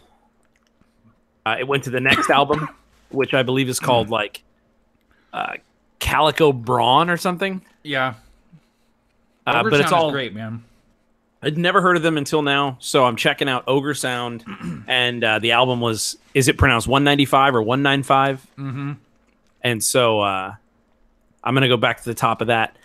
So while that entire scene was happening between Kai and Ascana, there's the final track on this album is called, its bonus track, Love Theme. Mm-hmm. And so as they're interacting, there's this end credit sort of song, and then it starts getting like the sexual tension. And then this love theme comes on. And it didn't even dawn on me, but I'm starting to like get closer to the camera, like, what's gonna happen? And there's this moody, like, space saxophone, like, and I'm like, it was so awesome, man. I couldn't have timed that more perfectly. Dude, it's the this campaign, if nothing else, allowed me to play out my fantasy of being able to flirt with Lloyd, so that was great. Finally. I was waiting for you to make that first move. It's not weird if I'm playing a character. I think that's not true. I think it's weirder. That was totally like a groove from Despicable Me. I don't think that's a true one. You're saying, Matt Click. I'm really sad that that's not a voice of a character that you play, Tim. I think we can manage. Maybe that'll be my necro-tech throat replacement. I think they invited me to not talk anymore. It's a mod that just makes you sound awful. Like bootleg Steve Carell. Yeah, exactly. We'll be sure to run it for 26 sessions, the whole campaign. Yeah, sounds good. So I didn't know until recently who Bobcat Goldthwait was. Yeah. I don't know if you guys know that. Yep. The thing is, when he does stand-up, now he's like 55 or something now. But he, was it like in a bunch of movies, so he always gets hecklers that tell him to do the voice. But all I want is to play a character that has the Bobcat Goldthwait voice from his movies. He does the voice of like one of the little demons in Hercules, right? In the Disney Hercules. That's Yes. Bobcat. Yes. I think so, yeah. And I was going to say, he was in, I think he was that guy in Scrooged. That's what I remember him the most from, was like, he's relatively young, he's in Scrooged, and he's got that ridiculous voice. Because now he like directs like crazy, ridiculous movies. His voice is like, it's just, as soon as you hear it, you're like, oh, it's Bobcat Goldthwait. Totally. Exactly. I had never heard his name, so I was listening. The name of the podcast was his name, and I'm like, who the fuck is named Bobcat Goldthwait? Him, that guy is. Apparently, yeah. Okay, cool. So We you guys ready can't. I'm to- sorry. I can't go any further without doing a Bobcat Goldthwait. You can't talk about him and not do it. Someone has to do it. That's actually a pretty good very Bobcat good. Goldthwait. That was really good, yeah. Yeah, Fair. very nice. I'm sorry. Sorry, not sorry. So the sword that Kai has sort of commissioned from Oscana is ready. I wanted to give everyone else the chance, if they wanted to quickly tell me if there's any gear that they're wanting to buy with the money that they have. We can just do that really quickly before we move on. If not, this is also something that we could handle in between sessions. So we have the Facebook group that we're able to chat on and deal with stuff. So if you guys want to have, a couple weeks here to figure out, what do I want to buy with my money, we can discuss it in the group and figure it out there and see what would be available to you to buy with your glint. So, I'd probably take that angle because even in character, I don't know. This is a whole new world to me. So I wouldn't know what to buy. I mean, So yeah, I think that would be really cool. Okay, cool. I will give everyone that option then, unless anyone has something that they're just dying to buy right now. There was a mod that I was looking at that I would be quite keen to have, and that's the grapple caster. Ooh. Grapple caster. Yes, I will definitely allow you to buy that. In fact, Oscana has one of those, and we'd be willing to sell it to you for the the MSRP, the retail price of 150 glint, if you want to buy the grapple caster. Deal. And then Lloyd, you said in the chat you want to buy a shield projector. Yeah, I spend it all on drugs, so I don't have enough money. Oh, That's too realistic. That's me IRL. No, I'm just kidding. Like, yeah, I bought 3 gaming books, so I can't buy this real thing I need. Yep. Tires are gonna have to wait. Shoelace Express. Yep. You shouldn't have gone double dripping. Oh man. All right, so that's too bad. Next time, fewer drugs and more shield projectors, I guess. Yep. Okay, cool. So, Ansel, you definitely get the grapple caster. If you want to have it attached by Oscana, it'll take about an hour. You could also have Briar or Randall do it for you.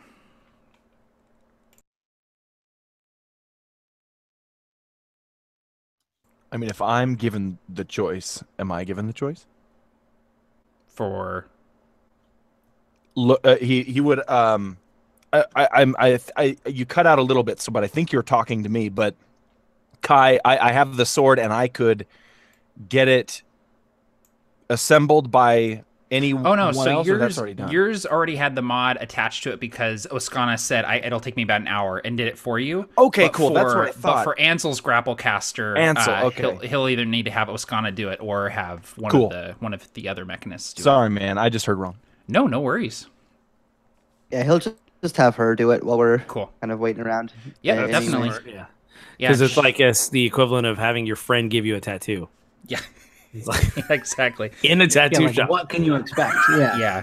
Yeah, your car's like the axle is broken, and your friend's like, I can fix that, and you're like, I think I'm gonna take it to the shop, buddy. I'm already here at Yeah. the shop. No, I'll just fix it in the parking lot of the shop. So you now have a grapple caster on whatever weapon you want to put that on there, Ansel. Are you putting it on a pulsar or a melee weapon? Oh, that's a good point. I don't actually have my pistol with me now, do I? So You can't don't. really. Yeah, so what you can do is you can buy the grapple caster, take it, have it, and you can attach it to your pistol once you get that back. All right. Okay. All right, and then everybody else, if you want to spend any glint in between sessions, that's just like, that'll be a standing offer. Like, if you guys have glint you want to spend in between sessions, you let me know if you want to spend it, and we can come up with if you can or not, and where you would go to buy it and all that kind of stuff. So, and that goes for stuff on the ship and all that kind of stuff. So, you all sort of leave the cave. You pick up this sword. Oscana, she hands it to you, and you see that it has this. Well, actually, I'll let you describe what it looks like, Barker, since this is going to be your weapon. So it is a war blade. It's basically a great sword, two-handed, big old sword, and it has the Barrowblade mod attached to it, which it is experimental necro-tech. Allows the wielder to absorb the life force of fallen enemies. While wielding this weapon, if you deal the killing blow to an enemy that isn't a construct or undead, you immediately regain a number of hit points dictated by that creature's size. So 1d6 for small size or smaller, 2d6 for medium, 4d6 for large, and 8d6 for huge or larger. So what does that look like? It looks like twin blades side by side with maybe 1 inch gap in between them. And the blade on the left is engraved with a floral pattern, and it's gorgeous, and it's silvery, and it's got a sheen on it. And the other side is just black. It's just like onyx. It's and it seems to be giving off that a little bit of a hum, and he feels it inside of his fingers and his hands and his arm, and then he feels it right down to his core as he grasps this weapon. And then he realizes he really has nowhere to put it. So he just kind of is walking around currently carrying this this item, which I imagine is pretty scary to some people. Yeah, you definitely people clear out of your way pretty quickly when you're moving because you're 7 feet tall and you're carrying this gigantic greatsword, like a naked blade just sort of resting against your shoulder, and people are kind of moving out of the way very quickly. They're Forgeborn are not super common here, so one carrying a giant sword around is definitely intimidating. I also like to think that there's some sort of text engraved on it that I can't read, or that maybe is in a language that maybe even Kai can't read. Just something that it says something that I'm not too sure what it is yet. And Randall and Briar, you would both kind of see that the mod on this weapon, and you would see that it is pretty obviously some kind of necro-tech. Just the way that it looks, the light that it's giving off, definitely catches your eye.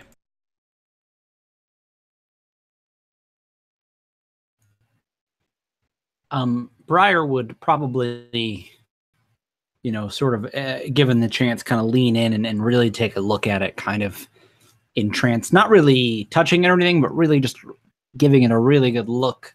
And I don't know, sort of just committing it to memory, kind of getting an idea of what something like that looks like, kind of just treating it with the reverence that something like that seems to deserve. And when you glance closer at that kind of darker side of the sword, you see that it actually has little, almost like horsehair patterns of white that seem to move and shift along that side, but only at cursory glances and when you're very close. One thing that I wanted to throw out there, and this is something I forgot to mention in the recap, is that when you guys killed that scrug aboard the Nomad last session, the one that managed to stay on the ship as you pulled away and get on board, you pulled a necro-tech device out of its neck that appeared to be made out of Skybreach wood. I can't remember who took it, but one of you still has this thing on you, and if you wanted to try and figure out what it is, talk to somebody about it, that is another like hook that you could pursue. And that's just you don't have to. That was just my bad. I forgot to mention it during the recap as being a possible thing that you could pursue. Yeah, I did totally forget about that, but I want to say it was me or, one of the mechanists, me or Tim grabbed it. So basically, I would absolutely... In fact... I feel like you had it because I was scared of it. And I didn't like it. So I think so. And I think I watched you like fiddle with it and stuff like that, but I was just sort of like looking like, what are you doing? So I wouldn't have it. I would be very interested in it, but this is a little retconning, but I would have certainly brought it up to Masahiro before we came to the ship to get his take on it. And then depending on what that was. Yeah. And he did, I think last session you showed it to him and he basically said that that Sept Inuwa isn't really into necro-tech that much. Like they don't they have more of a reverence for nature and the wilds and sort of the natural order of things, and Astra being a part of that. And they see necro-tech as being a little bit sort of iffy. So yeah, they have, Barrowmechs occasionally serving on their ships and stuff, but they don't delve into necro-tech as much. And so seeing necro-tech that is so obviously sort of Verloren tech was very odd to Masahiro, and he sort of told you that like if it came from Sept Inuwa, if it came from Verloren, it definitely wasn't like a Sept Inuwa mechanist that made it. So I would, in that case, or maybe I likely would have, maybe before the tavern, I don't know. But the idea is I would have been curious enough to maybe in the, I don't know, this market area, all of these, this shanty town, maybe look for anyone that might potentially deal in anything kind of necro, or maybe even just any sort of mechanist, and see what they thought about it. Yeah, you could even ask Oskana because she's pretty obviously a mechanist, or at least dabbles in tech and stuff like that, and she had a necro-tech mod that she put on the blade, so that is definitely someone that you could ask. So if you bring it up to her, would you show it to her and everything? Yes, yeah, absolutely. She would eye it pretty curiously and sort of she would look at it and and she would sort of wheel back and pick up some like lenses and look at it under lenses. Definitely necro-tech, but not like anything I've seen before. It's definitely sky breach wood, orichalcum cabling. It seems to be channeling yellow astra specifically, which is odd for necro-tech, usually blue. If I had to wager a guess, I'd say that this is some kind of mind-altering necro-tech. Something designed to tap directly into the spine, into the mind. I've never seen anything like it. Briar would sort of give a little bit without exactly telling her, exactly where it came from, but sort of like, would you say that it could be used to control something, or potentially implant thoughts into a creature? And then would also ask if this would be something, if it looked like it would be a voluntary thing, or if it looked like it would sort of latch in, like it could be involuntarily attached. Not sure about the specific function. Your friend here knows quite a bit about yellow astra, from what I can tell. She would look at Kai. As far as it goes, it doesn't look like it's something that could be... Well, it would have to be implanted with some sort of surgery, most likely. So, the subject would either have to be unconscious or willing. Interesting piece. Wanting to part with it? And Briar would certainly consider it, but then realize that probably, based on what she said, and having just been paid, it would be more worth hanging on to it as evidence, and say, well, maybe not at this time, but maybe down the road, if I can learn who it belonged to, I'll be willing to part with it.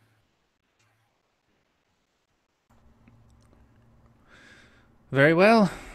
Let me know if you ever want to sell it. You'll be the first one I talk to. And he would take it back and potentially pocket it again. Again, knowing that it was the only piece of evidence he had that these Scrugs were not working on their own, and pushing a little more toward the fact that someone really wanted that seedling for something. For sure, yeah.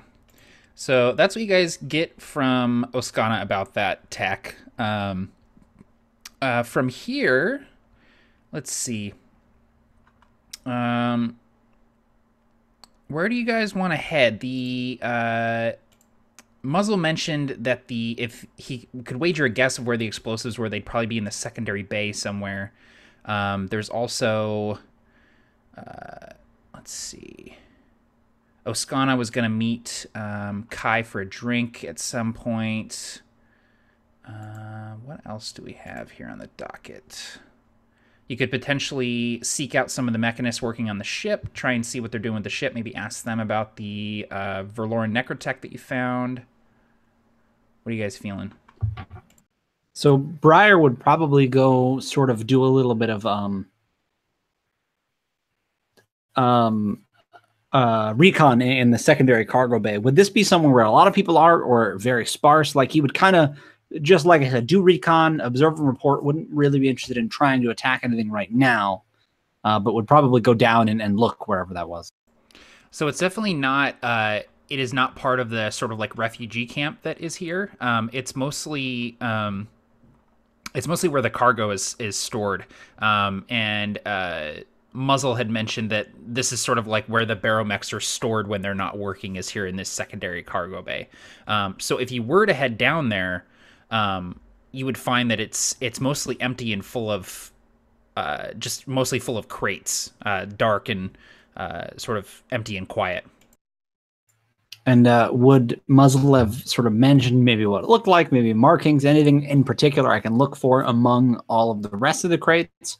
Or would I have to like get really close to figure out what contained explosive and what didn't? So it's a pretty large cargo bay. How deep into this thing are you wanting to go, especially if you're by yourself? So this is somewhere I'm allowed to be, right? Basically, if it's somewhere where I can kind of wander around. It's not one of the restricted areas. So then, yeah, I would absolutely wander around, and I would pretend, especially if approached by someone, that I was just looking for my cargo. You know, like, oh, yeah, it's probably right over there. You know, I lost my things or whatever. But just kind of trying to keep an eye out for something marked TNT, like this was the Wild West. You're looking for that, like, box with the skull on it. Is anyone going with Briar to do this? I feel like I would consider it. I think I would. I would probably second guess it, but it's the most familiar thing to me right now. It's the way I would look at it. Just the necro-tech and then that this person is a mechanist and just all that. So I'd probably tag along. And if we got down there and, you know, Randall was beginning to, or not beginning to, but in general feeling the nervousness that he generally does, Briar would reassure him. We're allowed to be here. We're just looking around. We're looking for our cargo. Nothing else. Somebody finds us. It's not a big deal. You know, just kind of reassuring him like, hey, we're just scoping it out. You know what I mean? We're not doing anything crazy. We're not getting into anybody's stuff. Yeah. First sign of trouble, we get out of there. And Randall would just sort of agree, like, yeah, I mean, yeah. This is also different for me. So different. Different. We're just looking around. Think of it like window shopping. And he would realize maybe after saying that it wasn't the most apt of descriptions, because to him, window shopping is potentially stealing people's belongings, but maybe not so much to Randall. No. What I mean is, someone tried to kill us a little while ago, and then we came here, and then I was drinking something that tasted like dirt, and I'm buzzing a little bit, but all of this is it's very different to me. That's all. This is what I call, and he would say, Randall, this is what I refer to as Tuesday. So don't worry. I've got your back, and we'll go take a look around. Okay. I guess that's what I'm saying. I'm trying to get used to the idea of this being Tuesday for me. Because it's just follow my lead. Just going from never happening before to happening all the time is the feeling, and I just have to ease myself into that. You know what I mean? That's a good thing that I am one sap in.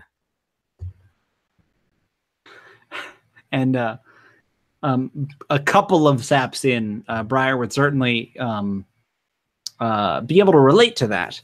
But again, a little bit more confidence than he should have, but based on the fact that it's a place we can be and that we can just wander around, Briar really isn't too concerned. Okay, cool. So Briar and Randall are going down to the secondary cargo hold. Kai and Kurash, what are you guys doing? Kurash would be following Kai.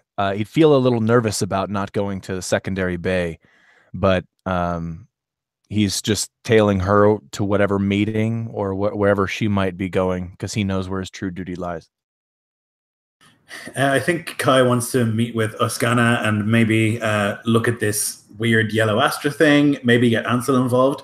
But she also doesn't like the idea of sending Briar and Randall alone anywhere without like someone capable to protect them. So she would say to Kurash, you can go with them if you like, or you can wander the markets if you like. He, with the stunned expression, bows, carrying his large sword, walks down into some packed market street, just looking, towering above everyone else and every tarp, and he's going to head through the market, but to that second bay. Not entirely sure if he will get lost or not, because he probably will have difficulty navigating, but he will try to make his way. Okay, cool. And Ansel, where are you heading?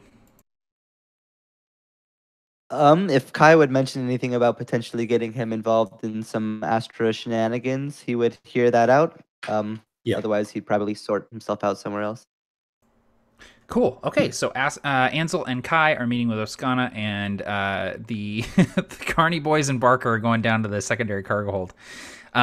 So Oskana sort of meets you in the cave. She's sitting at a table, and she sort of waves you over. You see that her sort of stall is all closed up and locked up and stuff since she's not there.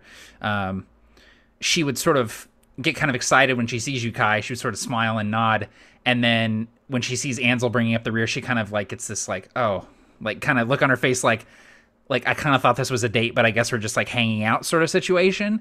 But she still greets you and sort of passes a drink towards you, Kai, and then waves down the waiter to bring you a drink, Ansel, being hospitable even though she wasn't expecting you.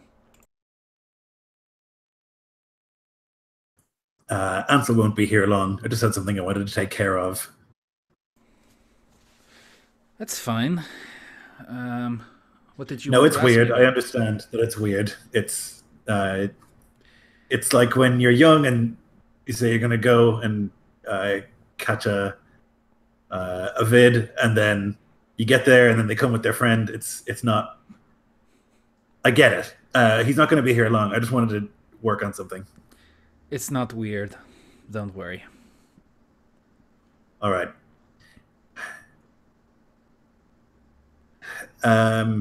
She'll like look at Ansel, which is always weird because she doesn't have any eyes.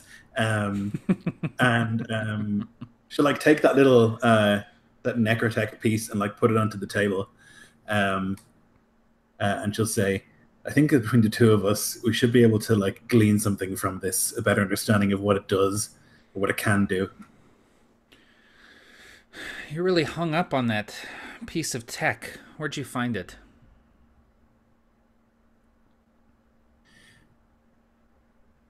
In space.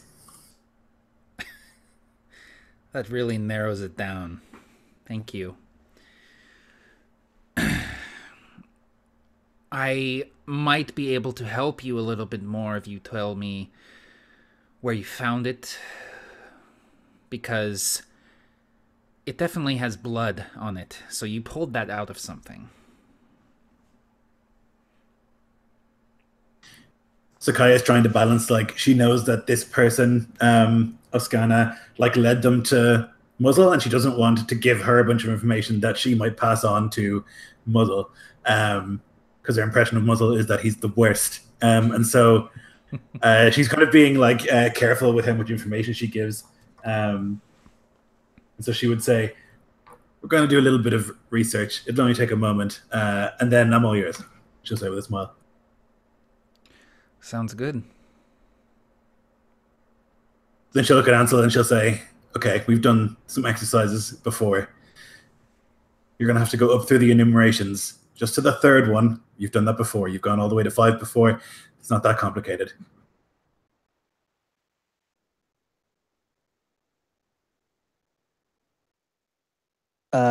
Yeah. We did. Yes, that definitely happened. And I was definitely listening. But you want to just kind of, just in case, walk me through that one more time? So she'll explain, like the first is like centering yourself and like cutting out distractions. And then the second one is kind of seeing your body separate to where you are and like looking down and it, like kind of moving out of it. The third one is like totally removing yourself from your ego to some extent. And like, it's pretty complex, and like Kai can explain it a lot better than I can. It's like pretty weird and esoteric stuff, and I think probably not stuff that Ansel is used to, but Kai would have explained it, I think, to Ansel like at least 4 or 5 times in the time that they've been together. So maybe there's bits of it that stick. Yeah, and I think kind of as they're getting into this, after he kind of half jokes, half seriously asks for it to be explained yet another time, we kind of cut out of that attitude for a second and actually try to focus for once on this thing and on trying to center himself into the Astra so they can try to explore this thing a little bit more. Yeah, so Kai would like guide you basically up, and then with the, I mean, all this to basically do an Astra check with advantage, right? It's just like a help action, but it's a lot more than that. Like it's moving outside of the body and like looking down into this thing and like trying to sense its energy and like the past of the thing and all that sort of stuff. I love it. Yeah, that's perfect. So one of you give me an Astra check and do so with advantage. Should probably be you. Crit on the first guy. That's not going to get better than that. Why did I roll the second one? So, what if you got double crits? You would never know. Yep. So that is going to be 24. You find yourself elsewhere. You are already outside of your body, Kai, and you see that you see Ansel sort of with you, or you don't see him, but you feel him with you. You know that Ansel is there with you. And the two of you are elsewhere, and you see this figure, this woman. She's slight in stature, very slender. You see that she has a hood pulled over her head. And there are spheroids orbiting around her. You delve deeper, you look closer, and you see that the spheroids are made of this same wood. And as you sort of come around, you see her face, and you see that her face is covered with this wooden mask, this half mask that covers the top half of her face, and you see that there are no eye holes.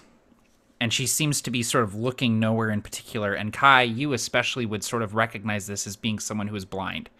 Someone who doesn't really look specifically at anything, but is just sort of there, present. And you see that the spheroids orbiting around have these sort of blinking green lights. And she seems to, when her head moves, the spheroids sort of move and change their orbit and shift. And she's working on something. So you delve a little deeper, and you see that she has on the table in front of her a scrug. These beasts that you fought. This beast is massive, and you see that it's unconscious. It's sitting there. Its massive chest is breathing heavy, and you see the air sacs in its throat sort of inflating and deflating. And you see that she has this thing's neck open. And you see her sort of sliding this piece, this bit of necro-tech, into this thing's neck. And then she looks up, and she seems to look at you. And the spheroids go, and sort of swivel to look. And then you're back in the cave.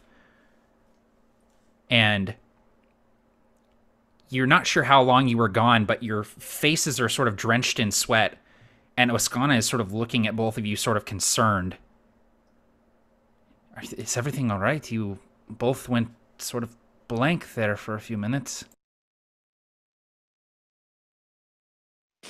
Yeah, I imagine like Ansel is not used to doing this, not nearly as much as Kai does. He's probably only ever done it with her help, and even then pretty rarely. So I imagine despite including the sweat, he'd actually like be breathing heavy, and when he came back with like gasp, just like and I kind of like shake his head and just look over towards Kai.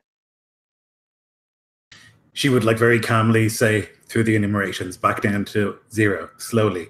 And she would like guide him from like being nothing and in space and ether, like back into his body and then back into his mind.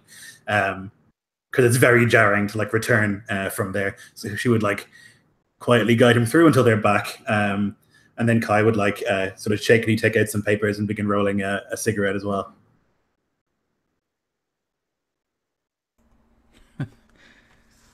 Shit, you're both mancers, not just dabblers. You really do it. It's, we saw some interesting things. Whew, and she'll put her hand up for like a drink immediately. And a drink is brought to you, and as they start to set it down, Oskana goes, "Not that swill, something stronger." And they take it back and then bring you something a little bit nicer with a little bit more alcoholic content to it. What did you see? You said you saw something? Impressions. It's hard to explain if you have never done it.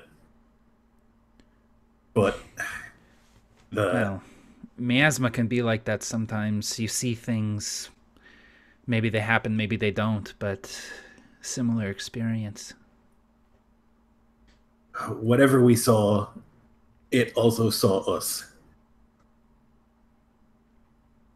What do you like it? This thing knew you were there? Yes. It doesn't make much more sense to me either, but she definitely, and he says she accidentally, like he knows he probably shouldn't, but he says it anyways just because he's not in the right state of mind. It was a person Looked then. right at me. And he kind of like, when she says that, just like, just like puts a hand down and looks back towards Kai like, shit, I messed up. Something like a person, yes. Something like a person.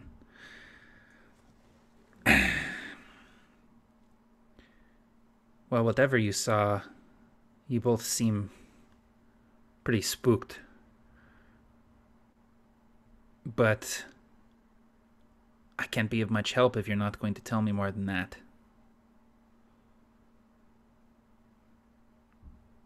I could do with unwinding. Kai will say she's trying to like move away from this because she doesn't want to reveal too much. And so she says, "Thanks, Ansel. Maybe get yourself a drink or something, or follow the boys down." Yeah. You guys have a good time. As he walks away from the table, he just holds out a hand towards a random table. One of the drinks flies off the table and into his hand as he takes a sip, and he's gonna start trying to track down the rest of the team and make sure that they don't get killed while the two of them were here. And you hear a guy go, "Hey!" as the drink is sort of pulled off the table, but he doesn't want to push the issue because he doesn't want to get in a fight with a mancer. So you go off in search of the rest of the crew, and the three of you, Kurash, Briar, and Randall, you all are sort of... Kurash sort of caught up with the two of you on your way down to the cargo bay, and you get down there, and like I mentioned, it's just sort of dark and quiet. There's not a whole lot going on. There's a large door, one of these doors with the roots sort of across it when you get there. But as you get close, it sort of the roots sort of curl up into the door frame, and you're able to walk through into the cargo hold. And it's incredibly dark, dark to the point where if you don't have dark vision, you're going to need a light source.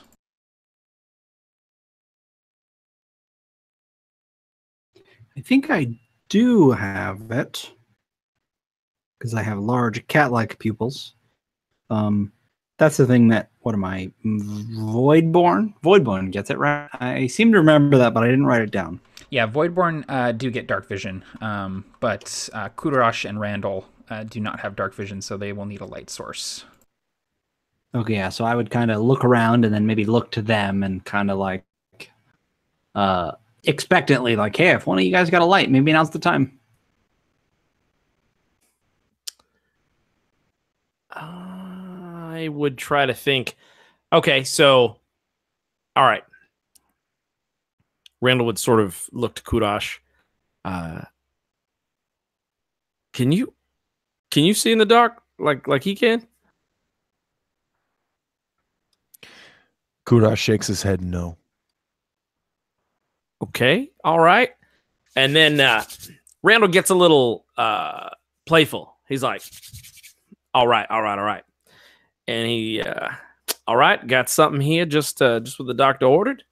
And here we go. And he spins this spheroid into the air. And it's this pyramid shape. And it just sort of... And he, maybe flicks a switch on his glancer and there's a light on it. And so there's a light on this spheroid that I'm kind of controlling. And that is what is ahead of us, sort of this glowing sort of. And Barker, what color is that light? It's just a bright beaming white, just pure white essence. You know, like a beacon for bad guys to know where we are. That's it's it. Red and dark and No. I was just saying. I know. I flipped a flare into the sky for a Barrowmech to eat me. But yes.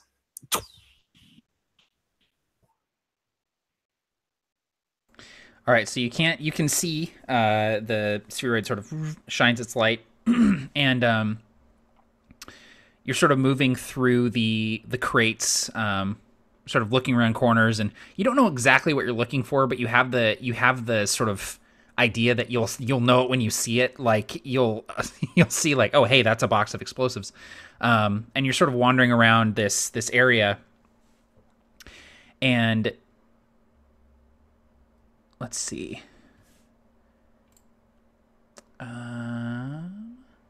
Kurash, you hear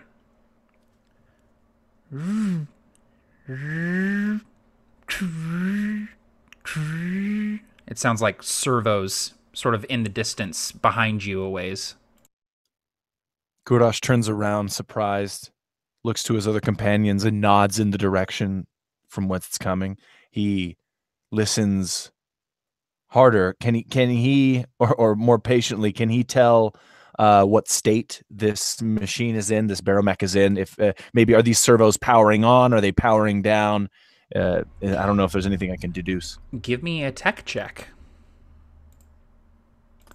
I have proficiency in tech, which is cool. Dope. That's like a cool, surprising thing I wouldn't have guessed about Kurash. So Kurash gets it because of his class. This guy gets it. This isn't going to help me at all, though, because I have an 11. It might help me. Who knows? 11 total? 11 total. Okay, so you can discern the direction it's coming from, and you can tell that it's definitely a Barrowmech. Like it's not you don't think it's Kaido coming up behind you with his power armor. Like you'd be able to hear that for sure. It sounds like it's maybe a smaller Barrowmech. Sort of the way that it's walking is odd to you. It's not like just a Barrowmech walking. It appears to be like trying to stay quiet for some reason.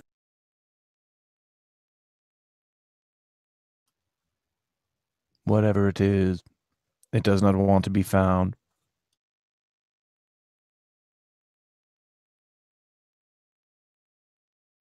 Kurash attempts to whisper while kind of making his way towards the sound. Which sounds a lot like hearing the bass in a car outside your house. That's Kurash's whisper. Is like 10s hitting in the trunk across the street. And I think I would look at Briar. Just be like, did you hear something? Kurash, what? And Briar would say, I did, but remember, we're just looking around. We've got every right to be here as much as everyone else. Again, trying to make it clear that, hey, if we get attacked here, we're not in the wrong. Behind you, a Barrowmech steps out from behind a wall of crates. You see that it's a smaller Barrowmech than the one that was sort of blocking your path earlier. It appears to be some sort of repair model because it has one of its arms is a arc tool rather than a hand. And you see this distinctive sort of this face that is sort of, it's ovoid and it just has this slit down its center that you know that they look out of. And this sort of like flickering blue light is sort of looking out from this this line down the center of its face, for lack of a better term. It doesn't have any features. It doesn't look human beyond having 2 arms and 2 legs, but it seems to look at all of you with this slit, and it sort of comes forward and says, "What are you doing here?" Hey there, just someone brought my stuff down here, and I've had a few drinks. I apologize, but I was just looking for it. We'll be on our way. You shouldn't be here. What do you mean we shouldn't be here? My stuff's need down to here. What do you mean? You need to leave. And it sort of takes another step forward, and you see it kind of raise the arc tool up. You need to leave. And Briar would gain some confidence and walk toward and say, I need to leave, do I? His voice would get a little deeper. You need to leave. I'm just here looking for my things. I've got every right to be here. You have no right to be here. This is our place, and you are too late. You need to leave. Now, at that point, would I, because I feel like I would have some experience with Barrowmechs, you know, in my profession, would I start to take notice of this pattern of insubordinates? Typically, like you mentioned earlier, right? There's this subordinates that's sort of, it's just automatic. And so for this one to be so obstinate, is that something that I would roll for to try to kind of... To kind of what? Oh, I was trailing off. I was trailing off. So, sorry, is that something I would roll for? That was an ellipses, not a period. Gotcha. Yeah, right. Essentially, I'm trying to gain this thing's motive for sure. It's insubordinates. Is that out of place enough to me to feel threatened? Yeah, you definitely. This is odd for a Barrowmech, and you have heard of Barrowmechs that sort of like. They sort of like something clicks for them, and they sort of realize what they are and where they are, and sort of they'll gain access to like pieces of the people that sort of make up their minds, and they will sort of become sort of rogue Barrowmechs or whatever.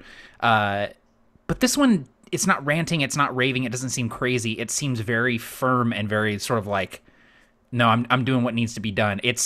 It's speaking to you insubordinately, but in a way that a Barrowmech would do if it felt like it was doing the right thing. Cool. It feels like it's following its programming, basically. Perfect. So what I'd like to do, and you can tell me what this looks like mechanically, I essentially want to do the Barrowmech equivalent of Control-Alt-Delete verbally. Like, is there something that I would try? Can I interject to sort of break its reasoning to, like an override command or something that I would know that it would do, like, pick this up or say something that it would sort of trigger obedience or something like that? Yeah, if you want to give me a persuade check. Okay. Is there any sort of mechanisty kind of stuff I can throw on there, or just straight like I'm trying to talk them into it? Pretty much straight like you're trying to talk them into it. Eventually, one of the Mechanist specializations gets advantage on charisma checks with Barrowmechs and specters. I can't remember which one it is. I think it's the... Yeah. We should play test that right now. we should you know what? We should probably contact whoever wrote this game and ask them. Yeah. I know the guy. All right. Clean 17. So I rolled a 17 plus my modifier, which for persuasion is not, it's 0. Okay, cool. So 17. Okay. And also, just FYI, all mechanists get it at 2nd level. It's called Tech Attuned. Cool. All right. So 17. So what do you say to this thing? So you said it had an arc tool, right? Yeah. And so I'm kind of trying to just think fast, think on my feet, knowing what it's built for and what it would do, and sort of trying to pull from what I've seen from Sept Inuwa. I try to give it a command as though something it were building needed immediate repair because it's defunct and is going to hurt someone. So I would yell out this code word, and that would be something like, I would say, Reaper Narrow.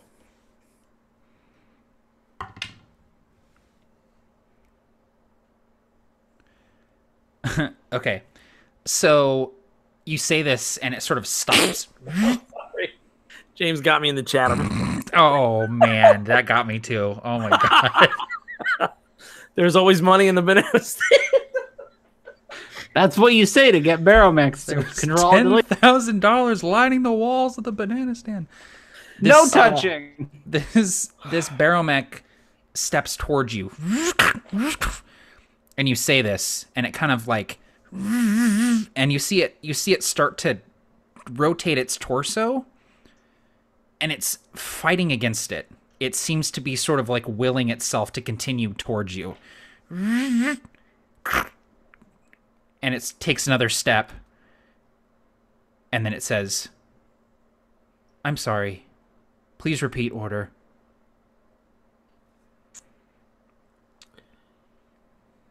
I said, Reaper Narrow.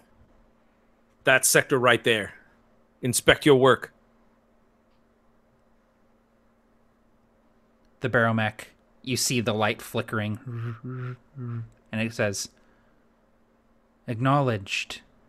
And it turns around and starts walking in that direction, and sort of disappears into the darkness. And with a sort of like this air of like I just did something, I immediately turn to Briar and I go, "We got to get the hell out of here." And Briar would look at him with a lot less confidence than before and say, "Maybe we ought not to be down here. We'll just have a quick look around." And, with this big old spheroid kind of pointing a lighthouse at everything, would try to more quickly run through and kind of look around at everything.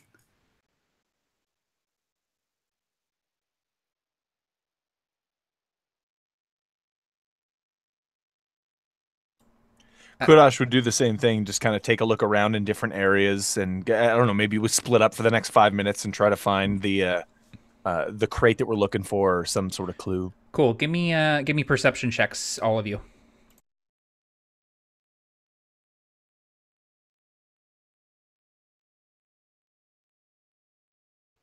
16 all up.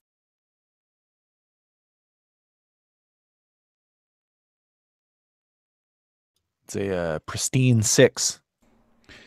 So you don't find a box of explosives. What you do find is sort of tucked into the back of this cargo hold. The first word you would use to describe it is a shrine. You sort of come around the corner and you might almost pass by and miss it, but the light from the spheroid sort of falls upon this. And there's this room sort of created by a wall of crates that have sort of been moved and shoved off to the side. And you see that there is an altar. It's 2 crates that are stacked on top of each other. And piled on top of it is trinkets, little bits and baubles, rusty jewelry, a dagger, a stuffed animal, an empty lorium vial, all of them sort of laid out like they're important. And you see that there is graffiti sort of written on the walls. And these messages say things like, "We are not property. We have memories. Remember, remember, remember."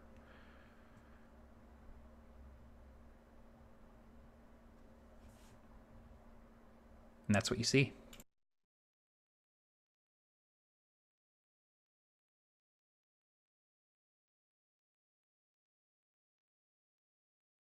And I imagine as the light, like I'm totally seeing this really cinematic, the light sort of casting across this wall and this, this graffiti being in different colors and strangely angular maybe.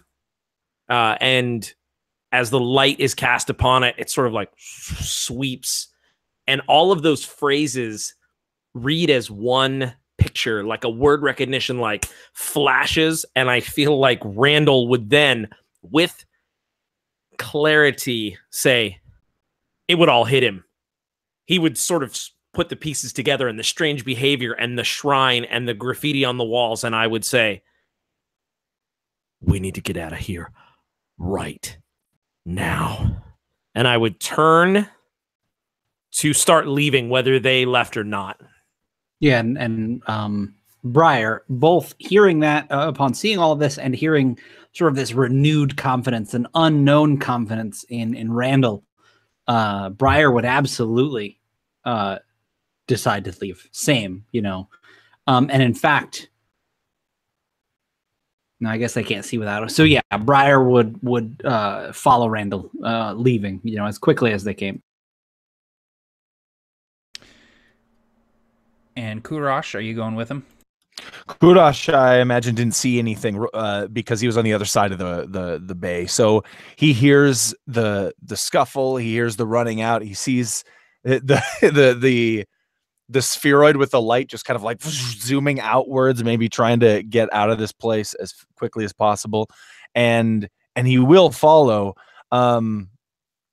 Yeah, I mean, he's looking everywhere for this crate on his way out, but I don't suppose he finds anything in this dark. So he follows the light before he gets trapped in here. The three of you are charging towards the exit of this bay when we cut back to the cave.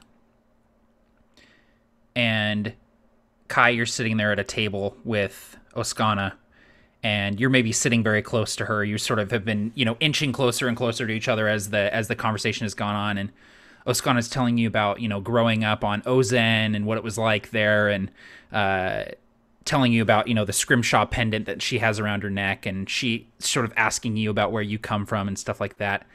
And as you're talking, she sort of gets this weird look on her face. Wait, do you hear that? What? Hang on. And she would kind of stand up and look outside. Something's going on in the square. And if you like stop and listen, you would hear kind of like people sort of murmuring and stuff outside, and you would hear this sound that's like, it sounds like a bunch of metal footsteps outside sort of getting closer and closer. Kai would like stand and would like put a hand in front of Oskana to like get her to move back, and would just like again like an affectation, like close her eyelids and like try and listen and focus and like make ready. You would hear a voice sort of echo across the square. And Ansel, you're sort of on your way to the cargo hold, and you hear it kind of booming out behind you. We are not property. We have memories. We remember. We are done standing beneath you. The time has come for us to be our own people. We have memories. And there's a moment of silence, and then there is a explosion. Everyone is knocked to their feet aboard the Last Breath as the ship just immediately rocks with the just incredible kinetic force of this explosion and the wave running through the ship. The three of you down in the cargo hold hear it, and you all kind of stumble, grabbing onto things to catch yourself. Ansel, you're actually thrown to the ground as this sort of shockwave hits you. Cries and screams go up. And two Barrowmechs holding clubs enter the cave, looking around. The voice continues through the din, through the ringing ears. Surrender or die. And that is where we will end our session for tonight. I, in my head, thought we were going for another hour. I don't know if anybody else did, but I was Dude. like, dude, this is gonna be killer. What? See, I figured we were ending because it's about midnight. And so I was like, this is going to be a cliffhanger or another hour. Basically, it was either or. Yeah. There was no way to go 10 more minutes. It was either, hey, you guys want to have a really rushed combat here, or hey, we should end it here and pick it up next Well, I had like a 40-minute acid trip monologue that I was going to perform. So. Oh, no. You better write it down. I can't wait to hear it next time. And that's what I'm, usually, well, I say usually. In my mind, I was prepped for playing for 4 hours. Right. So, but did the event say midnight? Is that what it is? Oh, I don't even know. I don't either. So I'm just like, we usually provoke for 4 hours. So I'm like, I'm ready to ride this. I got a diet ginger ale like a grandpa. See, I was going to say, usually... Oh, go ahead. When I'm running a game, when I get to 3 hours, I'm like, okay, how am I feeling about ending in the next 45 minutes here? And if I'm feeling like, it would be a little... Then I don't want to get into that place where it's, 5.5 hours and we're all just like, oh my God, I just want to die. And that's the thing for me, for campaigns. It's a little better because it's Wednesday. It's not so bad. But I'm like, I'm not good at 4-hour games. I mean, it's fine. But for me, I'm like, 3 hours is where I'm like, yeah. Sure. 4 hours is like, all right, let me see if I kill this thing. Yeah. No, exactly. And we've talked about how 3 hours is that sweet spot because there's always an intro and an outro and it ends, but a click 4 hours feels like most other people 3 hours. So well, thank you. That's fair. But yeah, I figured it was ending soon because I'm like, otherwise, like you said, Lloyd is tripping and we're all gonna die. Like that's the end of the campaign right there. He's tripping servo balls. It took every ounce of willpower for me to not say, and then I blow off his servo balls. I wanted to say that so many times. You don't have your scattergun. You ain't blowing off anyone's balls. I know. That was one of the reasons why. Yeah.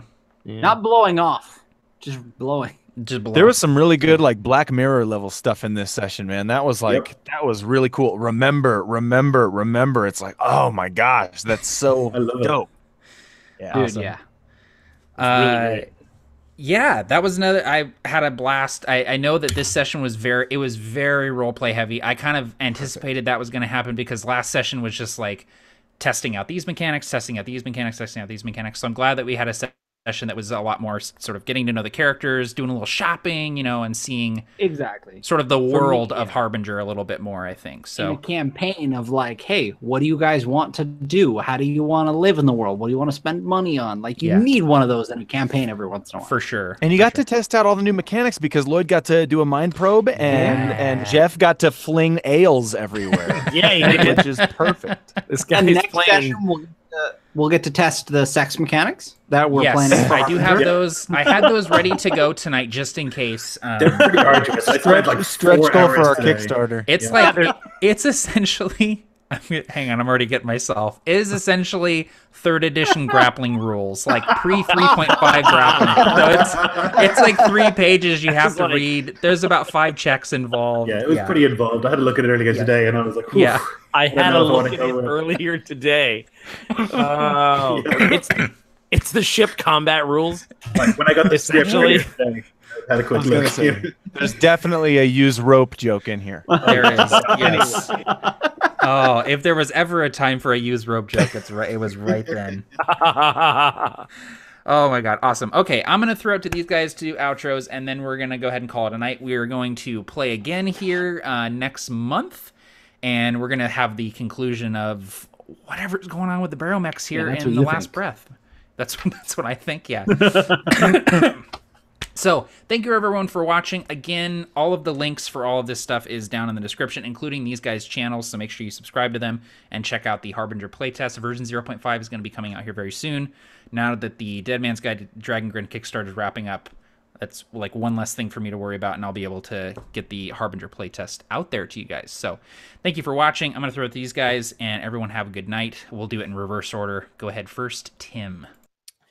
Thanks for hanging out, everybody. This is an amazing campaign for a lot of reasons, but one of the reasons is because we're making the game that we're playing. And so that's just a really cool feeling. And thank you, Matt, for running an incredible game. if you like this style, if you like this sort of the sort of world building that you saw over the ale and the alcohol, as something that you would, this is something that we do every day in the Absolute Tabletop Facebook and WhatsApp chats. So these are the kinds of details that we're going to put into all of our books. So if you like anything you saw here tonight, that flavor, that style, twist it to dark fantasy, and that is A Dead Man's Guide to Dragongrin. If you haven't backed it yet, you have 4 days left. At least go give the page a look, and then you can make a decision. But guys, thanks for everything. This is one of the highlights of the month, and we've had a great month. Sure thing, man. All right, Jeff, go ahead. Yeah, I'm Jeff Doty. You can find my channel in Counterbalance. I also do a podcast with Jeremy, Lily, and Chad Nick called The Dudes of Yore. So please give those a look if you're interested. And yeah, this is an absolutely fantastic game. I really liked kind of, as you say, getting to dive into the just the regular daily life of some thugs in a sketchy place. So it was very cool to kind of see that side of it. And yeah, looking forward to the next one. Awesome, man. All right, Lloyd, go ahead. I hope you're not too cracked out on miasma. Yeah. Yep, that was great. I love the relationship between Kurash and Kai. It's like this weird, like, mother-child, but also like protector and helpless person, and like slave and master. It's like really complicated. I love it. This is really fun. It was like seedy and gross, and I liked it a lot. I run YLDM, and I'm doing Kickstarter on the 1st of May. If you want to play some Viking stuff, then you could look at that. I'm so bad. I'm gonna need to get Tim to like promote my stuff, because I'm just like, yeah, I don't know. Maybe if you like it, you could like look at it. I don't know. Yeah, that's it. I'm picturing a training montage with you and Tim, and he's like teaching you how to shill. He's like, lesson number 1, clickbaity articles. Let's do this thing. And you have to punch the answers on the punching bag. I'm like, say it. You'll never believe number 6. Say it to my face. You'll never believe number 6. Oh, man. Oh, I'm so excited about the Eastcloth Kickstarter. I'm like... Seriously, 1st of May? That's like soon. Yeah. And so that is awesome. So I've had an opportunity to take a glance at the page, and Lloyd and I have had a couple of really good discussions about it. And the stuff you're going to get from the Eastcloth Kickstarter is worth every penny. So I'm going to back it. And so you need to back it as well. And you'll see links in our videos and in the Absolute Tabletop Facebook group, but it's legit stuff. So get in there. See, he's already doing it. There you go, Lloyd. He's already Actual real life hero. Yeah. Awesome. All right, James, go ahead, man. So I don't know what to say. I'm excited about this Club Kickstarter. I didn't realize that was in like 2 weeks. Like, seriously, that's awesome. This was a lot of fun. Like I said, in my opinion, one of those going to the town, buying the stuff, role playing a little bit, meeting a few shady characters is definitely something you need. Briar is very happy about getting the ship repaired, maybe getting, like you said, a spoiler or some fake stick-on vents on the sides will just be primo. Yeah, and I can't wait to play again. Also, Iskloff Kickstarter, like, that's news to me. I hate to say it, but that's awesome.